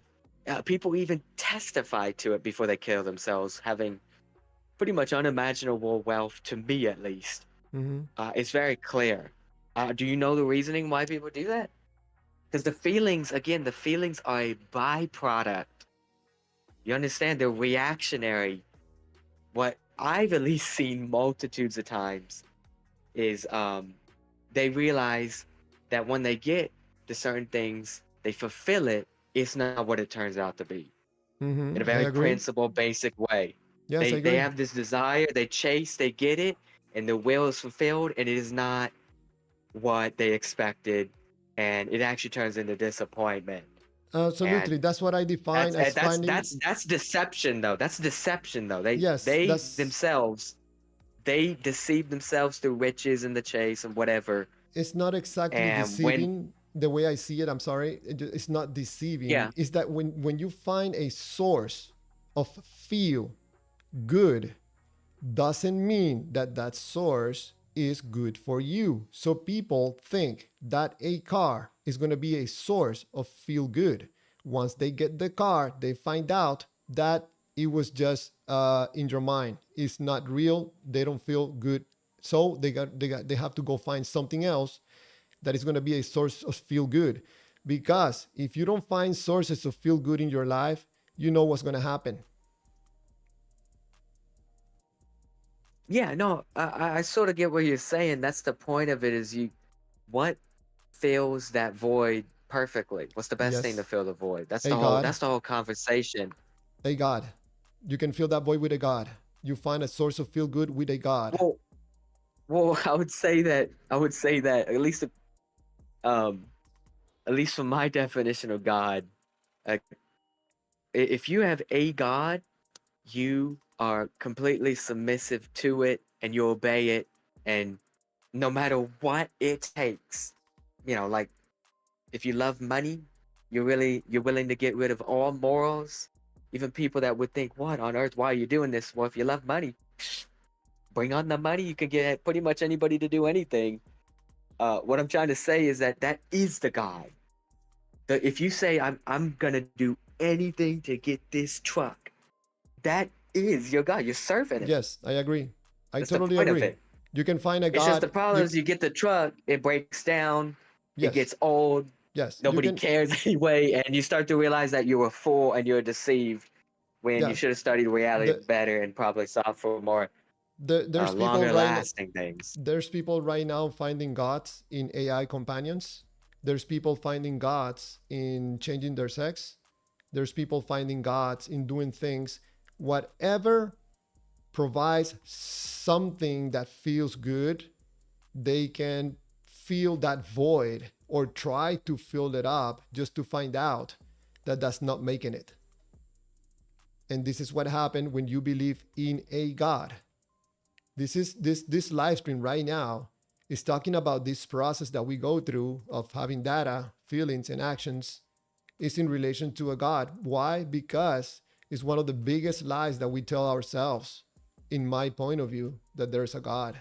Where all we're doing is taking some data and feeling good about it and getting into this infinite cycle of believing, taking the data, reading it, feeling good, believing, reading some more, feeling, taking the data, and going around and Yeah, around but with an endless loop. well, I agree that most people do that, but I don't do that though. That's the whole point of it. How do you feel about So, God? oh, well, the feeling about it is the information, the reason I obtain is at least the God of the Bible, which indeed is a God, by the way. How do God you is feel about a God? spirit. It is a God. Well, the God of the Bible, he himself expressed his person to reconcile his relationship with man. And even if it's wrong, Uh oh. Uh I oh. do believe that I myself know God and that God is going to take care of me Uh forever. oh. So I don't need to go after a truck, or I don't need to go after a woman and fill that void. I I myself noticed believe that. something, Yeah. So that. my friend. I Well, noticed I'm just something. saying it's not temporary though. You're talking about temporary. This is Hold eternal. on, So there is a difference. hold on. I just noticed something. I just Yeah. noticed Go for it, something. man. I just That's noticed fine if you something notice something. extremely problematic to me. Extremely problematic to me. That I ask you, how do you feel about God, and you ignore the question? I ask you 3 times, or 2 or 3 times. You haven't answered yet. Oh well, I do believe I expressed it that um through the reason I gave that I am happy. At least spiritually I'm happy. Maybe See, not all the times we going can through flesh, but yeah. conclude that your predominant feeling Because towards God is feeling good. well, the reason why though is through reasoning. I realized that a truck fades, that cars fade. I'm sorry, my That friend. You didn't answer the question. Again. well, I said I said that through I actually have a bias. Well, I think pursuing truth is better than everything else. So that is a bias I have. we can conclude that your predominant feeling toward God is a good feeling. Oh well, to the thing is the reason why that's plausible that I could be happy and comforted, right? This Holy Ghost, the Comforter, is because God Himself, at least the God of the Bible, claims that He Himself has expressed a will to man, saying that He's willing to help. And of course, with any relationship ever, you have to express some sort of information for transmission, for relationships to occur. He's saying goodwill to man. He's giving out the will and intentions of the the cross, the gospel, that he's apparently there's some procedures that he needed to go through to help, and he done it, and he's willing to help right now. The same way as somebody might have a crush on somebody, but they're scared, but then yet they express a little information to let them know that they do goodwill to each other. They're not going to shoot each other down. That's what's happening, at least from all of my understanding. That's what's happening with the gospel, this message being sent. So, of course, if anybody believes that the God of the universe is real and that He truly loves you so much that He's willing to die for you, and He did, and that He's still going to help you, and you don't have to work for it. You can just believe and you be safe. Of course, anybody's going to get comforted. I respect your beliefs. I mean, it's just and I respect your point of view. In my point of view, the way I see it is that the only reason that you believe in God is because you're getting emotional benefits, and you are confirming it right now. You're confirming it right now.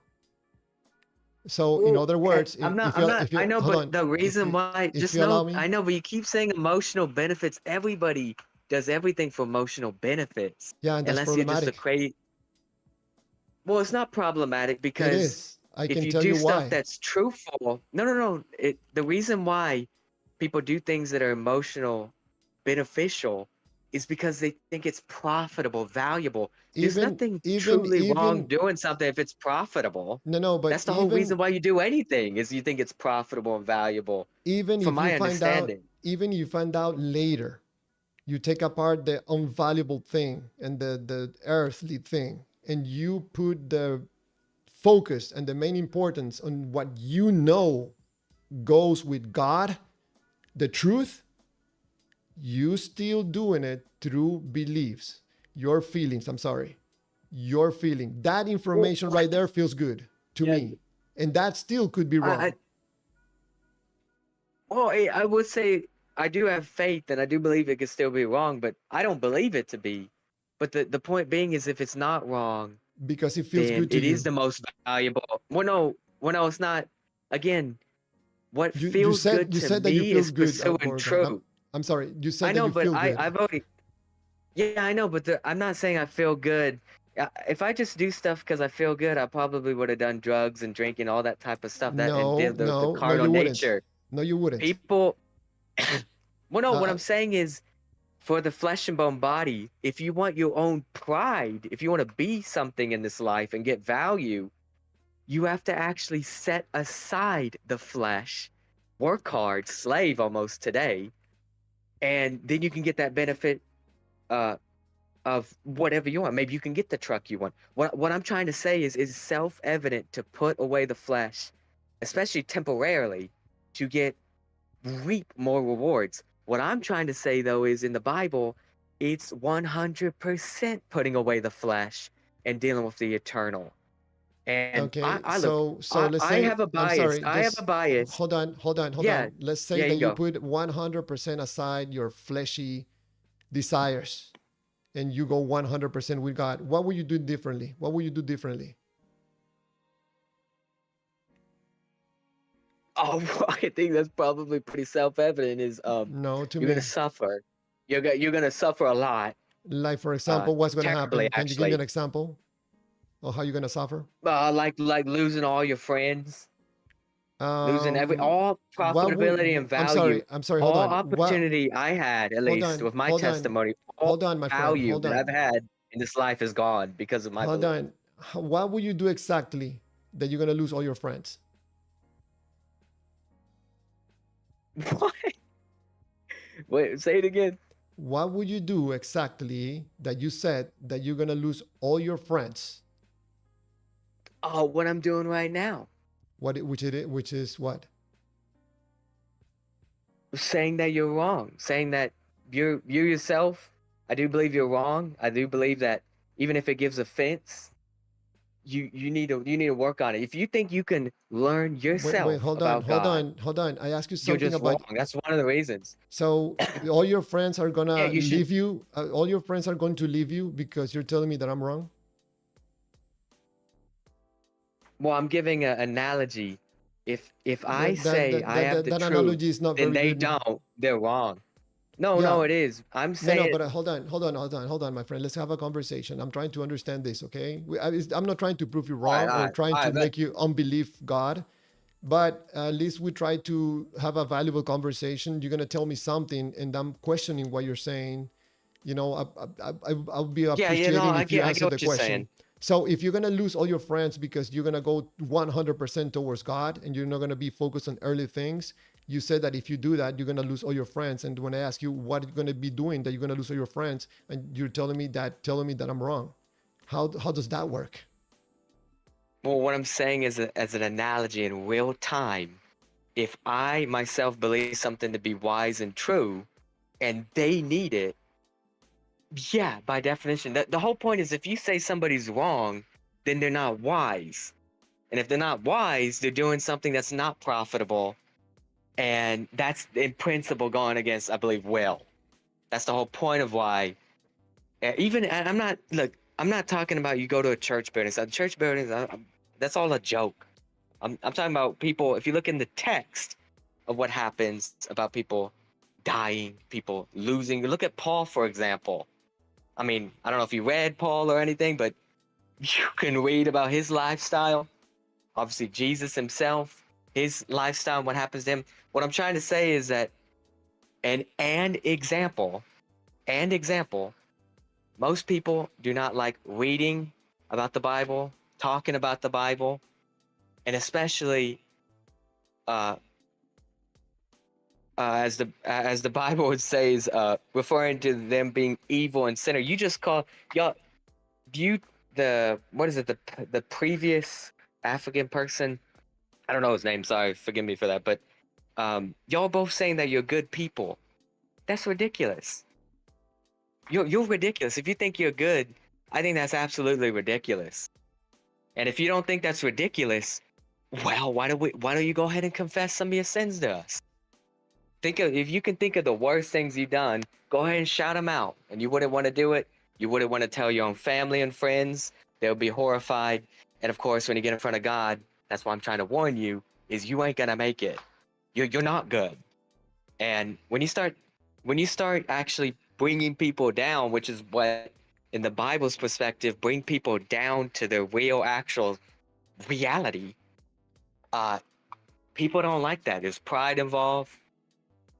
Um, My friend, you know, I think and there's wealth and profitability. I apologize to interrupt you, but I think by now Yeah. probably the viewers I think probably most likely are understanding your message because I understood it a long time ago. And I'm trying to have a conversation with you about some of the information that you are presenting is problematic. You're not able Well, to clarify what? I'm sorry, to clarify your points. So when I pressure a little bit, now you took this to a whole new direction about the color and me not being good. I have no idea what does that have to do with the questions that I was asking you. The only thing that I see that is a cop out. I'm sorry. Hold on. I'm sorry. I don't know why you think that what I'm saying is laughable. But the only thing that I Yeah. notice is that it seems to me, and I could be wrong, that you're using this as a cop out because you probably have never been No, pressured with it's these not. questions. No, no, I'm sorry. I'm not trying to insult No, you. I'm no, not. you no, If you, no, if you listen, allow me, listen real quick. if you allow me to You finish, I'll said let you no, no, speak. no, listen. No, no, hold on a second. You I'll let you said speak. I'll let you speak. the reason why you no listen, you were There's saying to the you don't other have guy, to. you're respectable. Remember, you I'm sorry. said your I'm words, gonna you're a I'm gonna lower the respectable guy. volume I a like little talking bit. to you. That's the point of it. You, Your own words said you're a I, respectable guy. I you like know, talking to you. you Well, know, that's not me.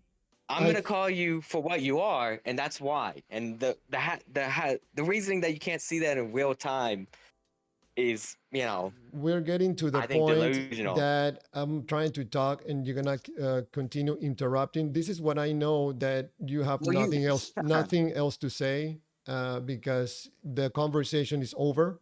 Now you're gonna defend and you're gonna attack, and this is not a debate.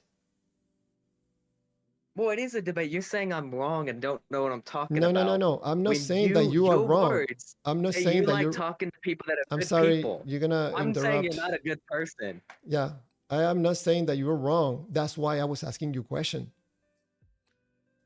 I haven't come to Well, that no, conclusion. you are saying I'm wrong. No, no, no. If I That's knew that that you were gibberish wrong, talk. No, you were I'm, saying I'm, I'm wrong. I'm sorry. Yeah, well, it is warfare. If I knew that you were wrong, I would not be asking you any questions. I have listened to you for like an entire hour, almost not interrupting you. So I think you have very good chance to tell me what you wanted to tell me, and you're gonna take these last minutes in order to focus on me and the caller and not being good people. Something tells me that I think you need to clarify your views towards the God and your feelings. In my point of view, it's not that you're wrong. You're viewing God through your feelings. You're just not aware of it. It's just a matter of time for you to figure it out. Don't believe me. Don't listen to me. Continue your own path. Don't mind me. Well, don't worry. The whole point is you never gave a definition, so you're saying it, and it's just I'm just saying if you cannot give anything concrete, it doesn't make sense. You're saying about feelings, but yet you Mhm. don't understand under the hood it's prescribed will. That's all I'm Mhm. saying. They go hand in hand, but this idea that you can't know about whale and it's some sort of predictive manner is just you need to be talking about that, I believe. I think Um, this is your that's from my opinion. understanding. Yeah, I think this is your opinion and your belief. Well, it's not. That's what I'm saying. If it actually corresponds with reality, Mhm. then it's not just an opinion. It's dealing with truth. Now you're saying I'm wrong. I spoken for an hour. You never said anything back. I told you that God's in me and God's operating in me. You never said anything about that. You Yeah, know how because many callers probably caught up? I Yeah, respect go ahead, go your for point it. of view. What? I, Well, I no, it's res- not about. Don't worry. I know you respect people.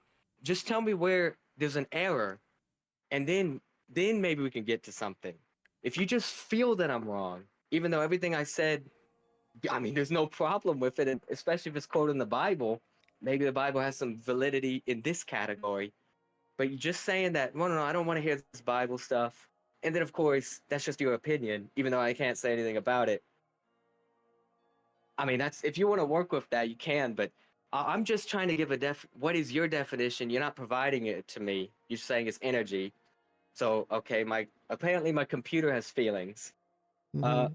what what did I say that was wrong? I'm not trying to pressure you into a definition. You already admit that you don't know. I'm just saying if you don't know yourself, how are you going to tell me I don't know when everything I said may line up? Maybe, obviously, statistically, I don't know. Right? I mean, everybody says they know. I'm just saying that with the basics, I think it's self-evident and clear. Studying reality, you are clearly dealing with some sort of will. You are some sort of word, some sort of coding, the same way as God, because we're in His image. Well, the first man was in His image, but we're like God. It's at least the point of it. You know, I think in our conversation, I tried to offer you examples. I tried to offer you interactions about having and demonstrating this, giving you myself. If you didn't want to participate, I can demonstrate to you via examples that you can relate to. That what I'm telling you, I think most likely is accurate. But it seems to me that you were not interested. I really am interested. I'm just more interested in a definition first, something concrete. I understand that I'm sorry. emotional reactions happen. I understand that they just are, I believe. But Why are you so that's not interested? even I'm sorry. fundamental. Let me ask you a question. Yeah, Why are you you go. so interested in a definition and you don't want demonstrations or examples? Because if you give demonstrations or examples, still doesn't tell you what it is, though. Yeah, You could but just say, "Well, this is yeah. happening." Here's an example. No, hold on, a What's second. going Hold on? on a second. Yeah. I don't know where this energy is coming from, but you can witness it. You can witness it. You can feel it. You can experience it, and you can see the results of it. I know, but I don't care about where it's from right now and seeing results. I want to know what it is. Look, I could grab a ball and shoot it and make a basket. What is a ball? What is a basketball? That doesn't tell you. That's what we're talking about. I know, at least in the biblical perspective, Okay, hold I on. know what the Hold on a matter second. is. Yeah. So hold on a second. Tell me where your good feelings that you're feeling towards the God that you believe is real, where are these feelings coming from? I'm all ears, man. I believe. Well, from my understanding, I do believe it's coming from a God-like substance, which separates us from Hold on a computers, which is second. the soul. The Hold soul, on. which is a device, according to the text, which is spiritual, dealing with the will. So God is It's just making you feel good? No, I have myself a device, kind of like I have a flesh and bone body. Yeah, You have a flesh and bone body. There is a distinction where where's you this have a feeling coming device. from? Where's the feeling this device is coming from? From where? You're feeling it and you're describing it as a good feeling. That's the origin of it. That's the device. I could tell you about at least the device dealing with direct connection to the will. That is, at least for my studies, according to the Bible, you are a will. You have a free will to choose what you think is profitable, what you think is desirable, even though rich people may kill themselves because they realize that it's not so, which would be deception. You still have that choice. You could take it in the device. So where's the good feeling that you're Itself is the feeling? substance. Where's the good feeling that you're feeling towards the God that you believe is real? Where's that feeling coming from? From the device? Well, from the information in the device, yeah, the substance. Yeah, can you show to can you demonstrate the device to anyone?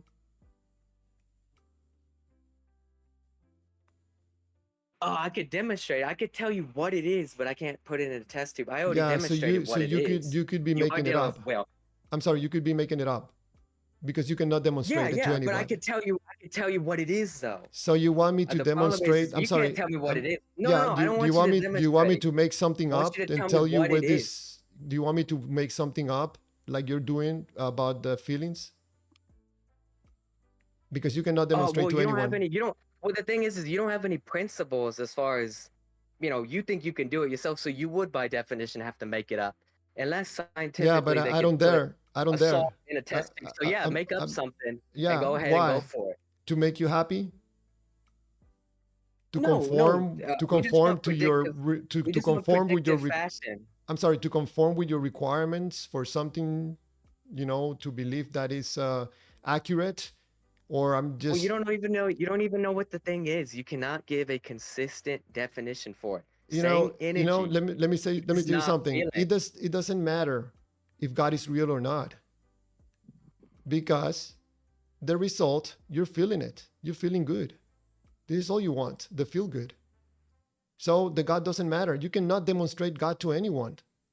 You cannot point to the God to So anyone. is feeling good God? No. What If it is is for God you, then? You keep saying God. What is God? I don't know. Well, I think that's problematic. Yeah, if you say I don't know about God, but yet you keep saying even will, you keep saying that. Okay, Can you at least tell me what will is? You keep if saying you, God, you keep I'm saying sorry, feelings, energy. if you It, know is God, can you point to where the God is, or can you demonstrate the God to anyone? yeah, I just Otherwise, did. yeah, That's how how? you Where? feel for him actually in the Bible. How? Where? It's through reasoning. Yeah, you are reasoning. That's what you And believe. through reasoning, yeah, that's what I believe. You Yeah. are reasoning. And I think obviously that, you got problematic beliefs.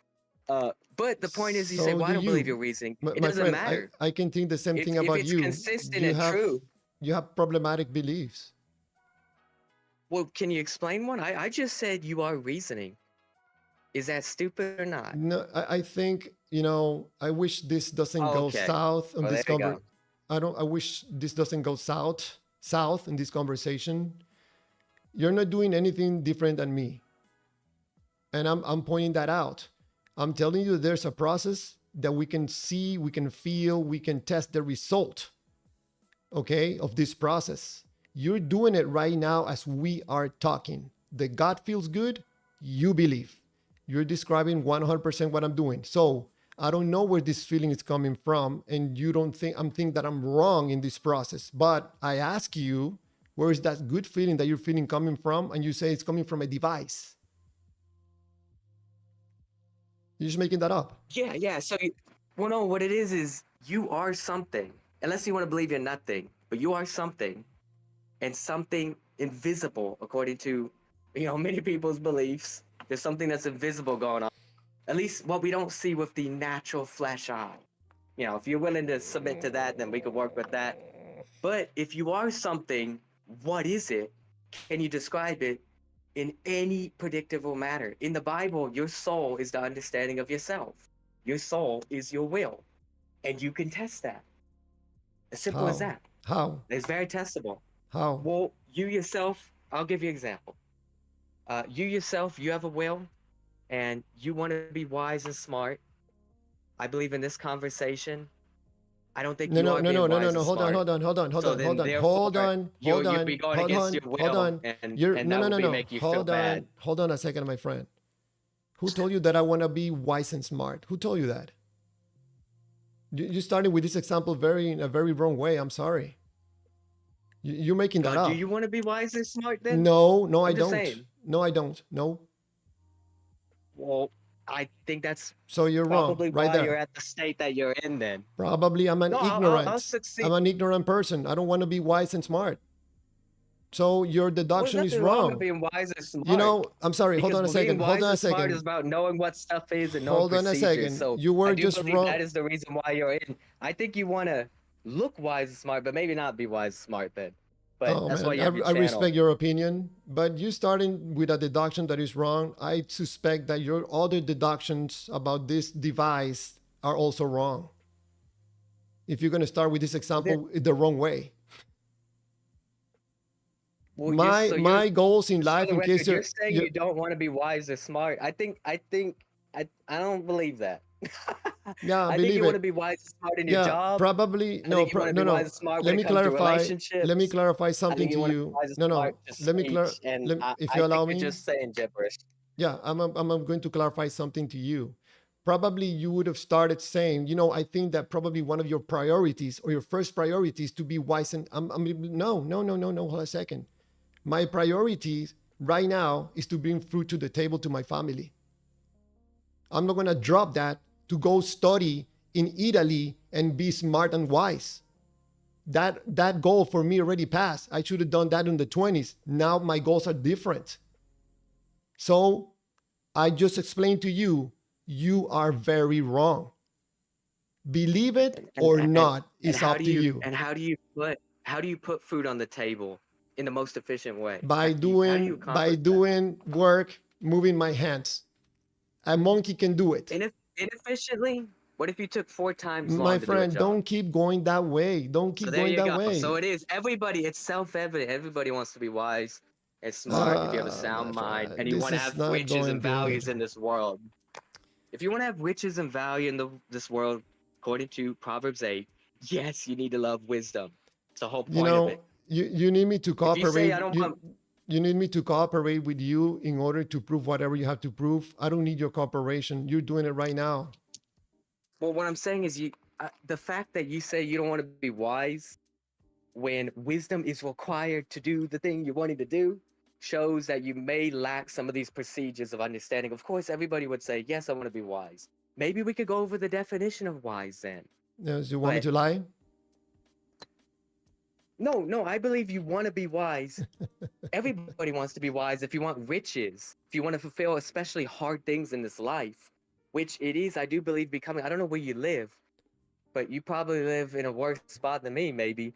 But Yes. you need to, yeah, you need to do things highly accurately, use proper judgment, and You know, my friend, with I think wisdom, we're gonna give finish. values to provide a product, and that's the point of it. You're not doing anything different. You're putting yourself in this pedestal. It seems to me, I could be wrong. I get this feeling, that you have more information than me, and your conclusions are more accurate than mine, and that probably a lot of people, because you're throwing, from my point of view, when we're listening to you, you're throwing dirt to other people that they're doing something that they're not supposed to be doing.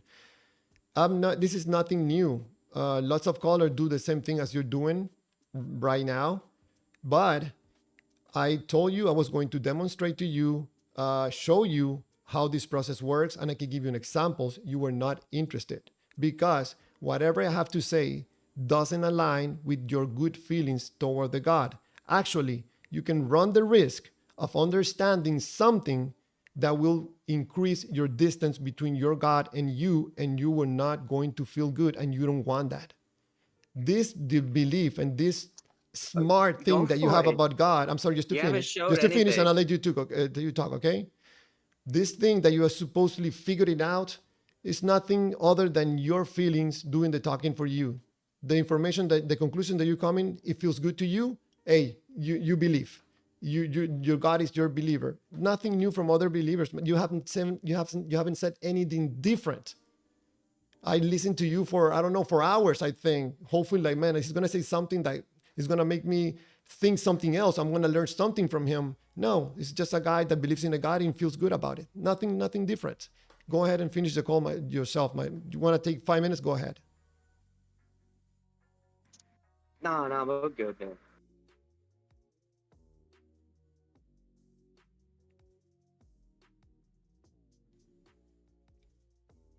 I'm not only talking about God in this process of bringing thoughts into reality, I'm also going to explain to people in another live stream tomorrow or Friday how this applies to politics and how we're being fooled by not understanding ourselves as we work as and operate as human beings. It happens with God, it happens with politics, and it happens with relationships. That's why sometimes we choose wrong spouses. But you don't have to believe anything I have to say, my friend. You can respect my views, and I will respect yours. I will not call you like you're wrong because I don't think probably myself I'm right. But I have this open forum for people to call in and to prove to me, Javier, I think you can fix this. You're saying this wrong because of this, of this, of that. And I let you speak. Speak. I'm trying to listen where I'm wrong. I'm honestly trying to understand you, and I couldn't, my friend. Maybe in another call, you're always welcome to call back Yeah, no. and have another Yeah, conversation. no. Maybe this one didn't go well. But I think you're a good But, person. So you have your own views, your own beliefs, just different than mine, and we can respect that. well, the point being is, as you mentioned, it is true that I can't put this in a test tube, but I think through statistical data, consistency, I do think infallibility can come, like how you mentioned. And when I do admit I cannot see will, I cannot see soul, I cannot see law, but there is perspectives of logical perspectives where there is beings that could see it, even if it's false. In logic, it is plausible, and they describe it and talk about it and give the information, and you could test the scenarios. So, until science can put that in a way, measure love, measure fate, things of that nature, I have no problem looking at examples of logical perspectives that claim they know it, claim they made it. And that's all I'm trying to say is it tells you heavily what this stuff is in in the Bible, and that's the whole point of it. You can test it out yourself. I talked about will as far as will being yourself. I talked about expressing the will. I talked about relationships are perceptions of will. And I talked about your logical thoughts that they are you yourself. And I learned that all from the book. And that seems to correspond with reality perfectly. And if you don't have anything to say, maybe I just got lucky. Maybe I made it up. You could test it out yourself. But that's the point being is if you want to know about yourself and feelings, well, you should probably study about yourself in some way. And if there's a cap that you just, I'm going to have to start making stuff up, you could go down that route. That's obviously even in Christendom today, all Christian colleges and seminaries champion philosophy and they're making up stuff. Or you can get onto some sort of track where there is a logical opportunity that somebody that actually knows what it is describing it, and that's what I suggest to do. If you claim that you're not smart, I'm not smart. I've go ahead and submitted to that. So I'm going to go ahead and try to get that help. But I do believe that is clearly dealing with person. And God himself is a person.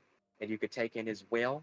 You can learn about him and choose to accept or decline him, choose to know him or not, because he is knowledge. It's actually knowledge is principle.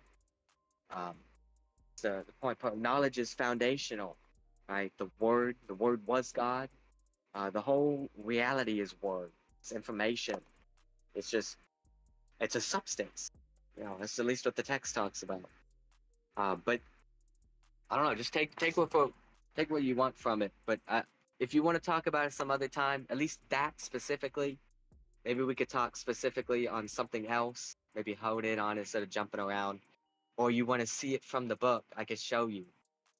But I'm just saying that with my vantage point, my perspective is I'm not getting the information from myself, which is a big deal because I already know I don't have the knowledge in me. So let's get on something that does have it, and then you can get it and test it out. And I think that's extraordinarily important. I think I see an observation or recommendation, whichever way you want to take it. You know that my point, my view, my stand is that everything that we do is because of how we feel about it. And in other words, every action that we do is preceded by a feeling. So maybe your point of view, what you're saying, what you're describing, if you can put it in a more compact way, like 3, 4 sentences, and how it relates to what I'm saying. I could be wrong about this information. And if you can demonstrate which part of my thinking is erroneous, I'm willing to accept, hey, I probably am wrong. And also, and a second thing, if next time that we talk, probably if you allow me to give you more examples, give you one example at least, and we can interact or talk about it, demonstrate what I'm talking about with different examples, with relationships, with whatever you want.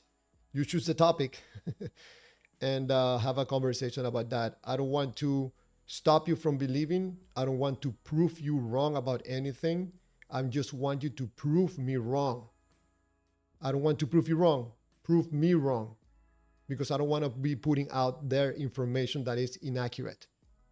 I'm trying to make this world a better place naively.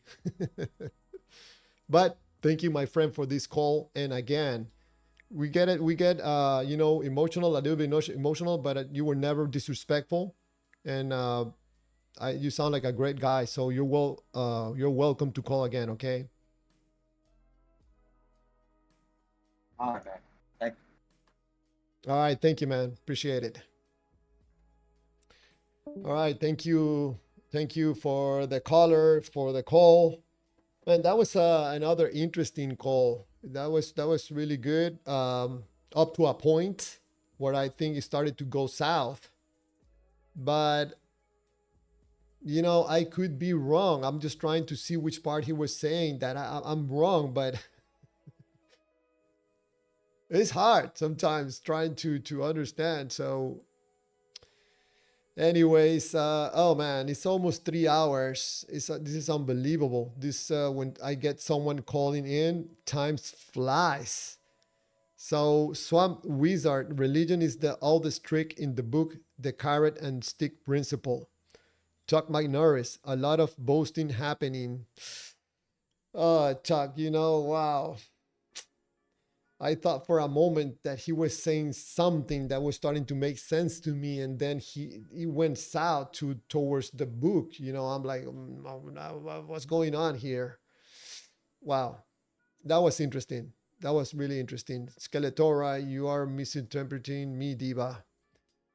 Judge, I don't think I'm smart. I'm not giving you my opinion. I'm giving you universal proven evidence. Just to let you know, everybody, 6 more minutes and we're done with this live stream. 3 hours. This is unbelievable. Wow. Elevated aspirations. Thank you for everybody that has subscribe to the channel. I really appreciate it. Thank you for the likes. Thank you for being here on the live stream. Thank you for sharing your thoughts, your opinions. I really appreciate it. I told the caller that I don't want to be wise and smart, but a little bit. That's not my main focus, but I never reject learning something new. I'm not going to join the university at my age trying to be wise. That could have happened in another time. So Diva, don't play because you're not honest. You will pay the price in the end. Ooh, what price? All liars will end up in the everlasting lake of fire according to the Revelation 21:08. Diva, are you serious? You're throwing darts of fear to people? Oh, these unbelievers. Darts of fear. I don't think anybody's getting scared. I suspect.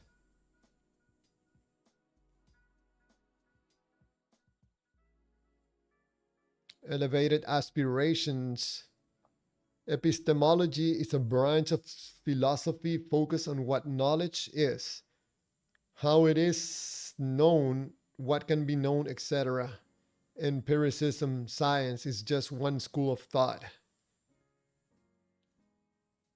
Diva, don't play. You know that killing any 3-year-old is always and absolutely evil. Diva, don't play. Javier, I'm talking to Skeletor. You guys have still going at it, and still with the same example that you guys were talking the other day when you guys were on the call. You still thinking that these acts, Diva, have to be defined as evil.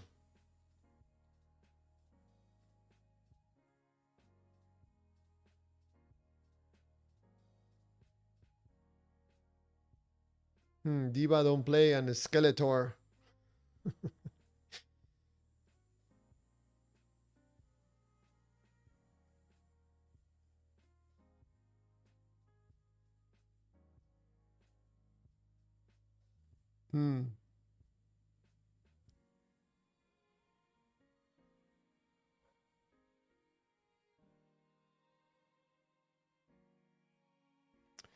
I think, Diva, if I'm not mistaken, it seems to me that when you want someone else to use the word evil in your point of view, they have to use it. Otherwise, this person is not being honest. They know it's an act of evilness. So they have to define it as evil. Otherwise, they're not being honest. It seems to me that there's a problem with that because you cannot force a person to use the word evil. It's just a label that someone is using. What is evil for you, for another person, is not evil. It actually can be something good. So that is problematic, it seems to me.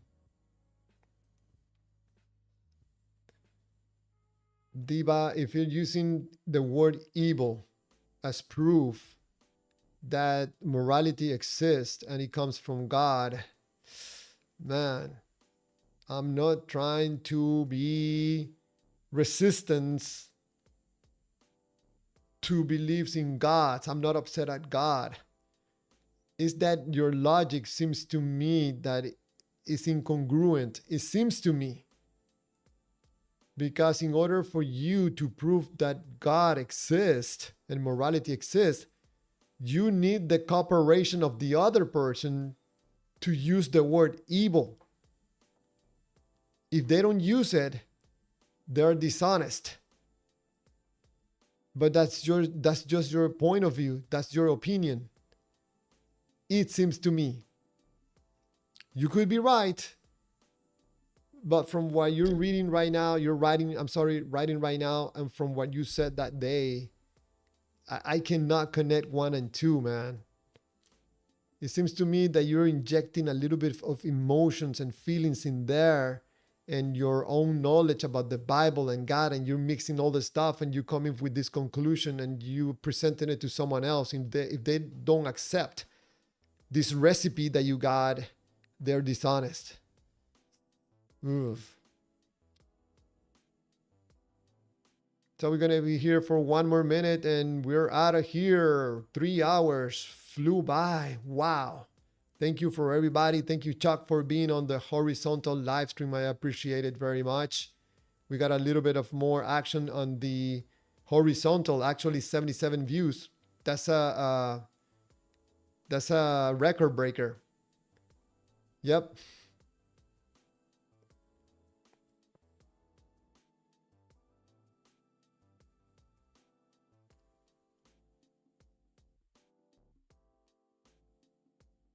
Skeletora, prove it. Prove it without asking me a question. Yeah, that's what I said, Skeletora, that Diva don't play, needs your cooperation in order to prove God. It seems to me that he's doing that. It seems to me.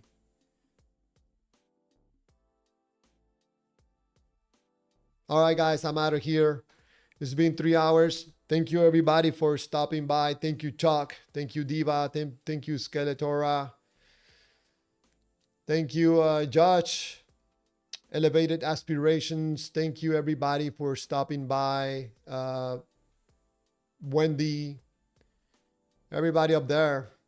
Lord Vaga. There are some people I couldn't read their messages. It's just, they're just way up. So anyways, hopefully we got something of value with these conversations and with this exchange of information. I'll be seeing you again tomorrow, and I hope for you to have a great, awesome night and an awesome day tomorrow again. Have a good one, everybody.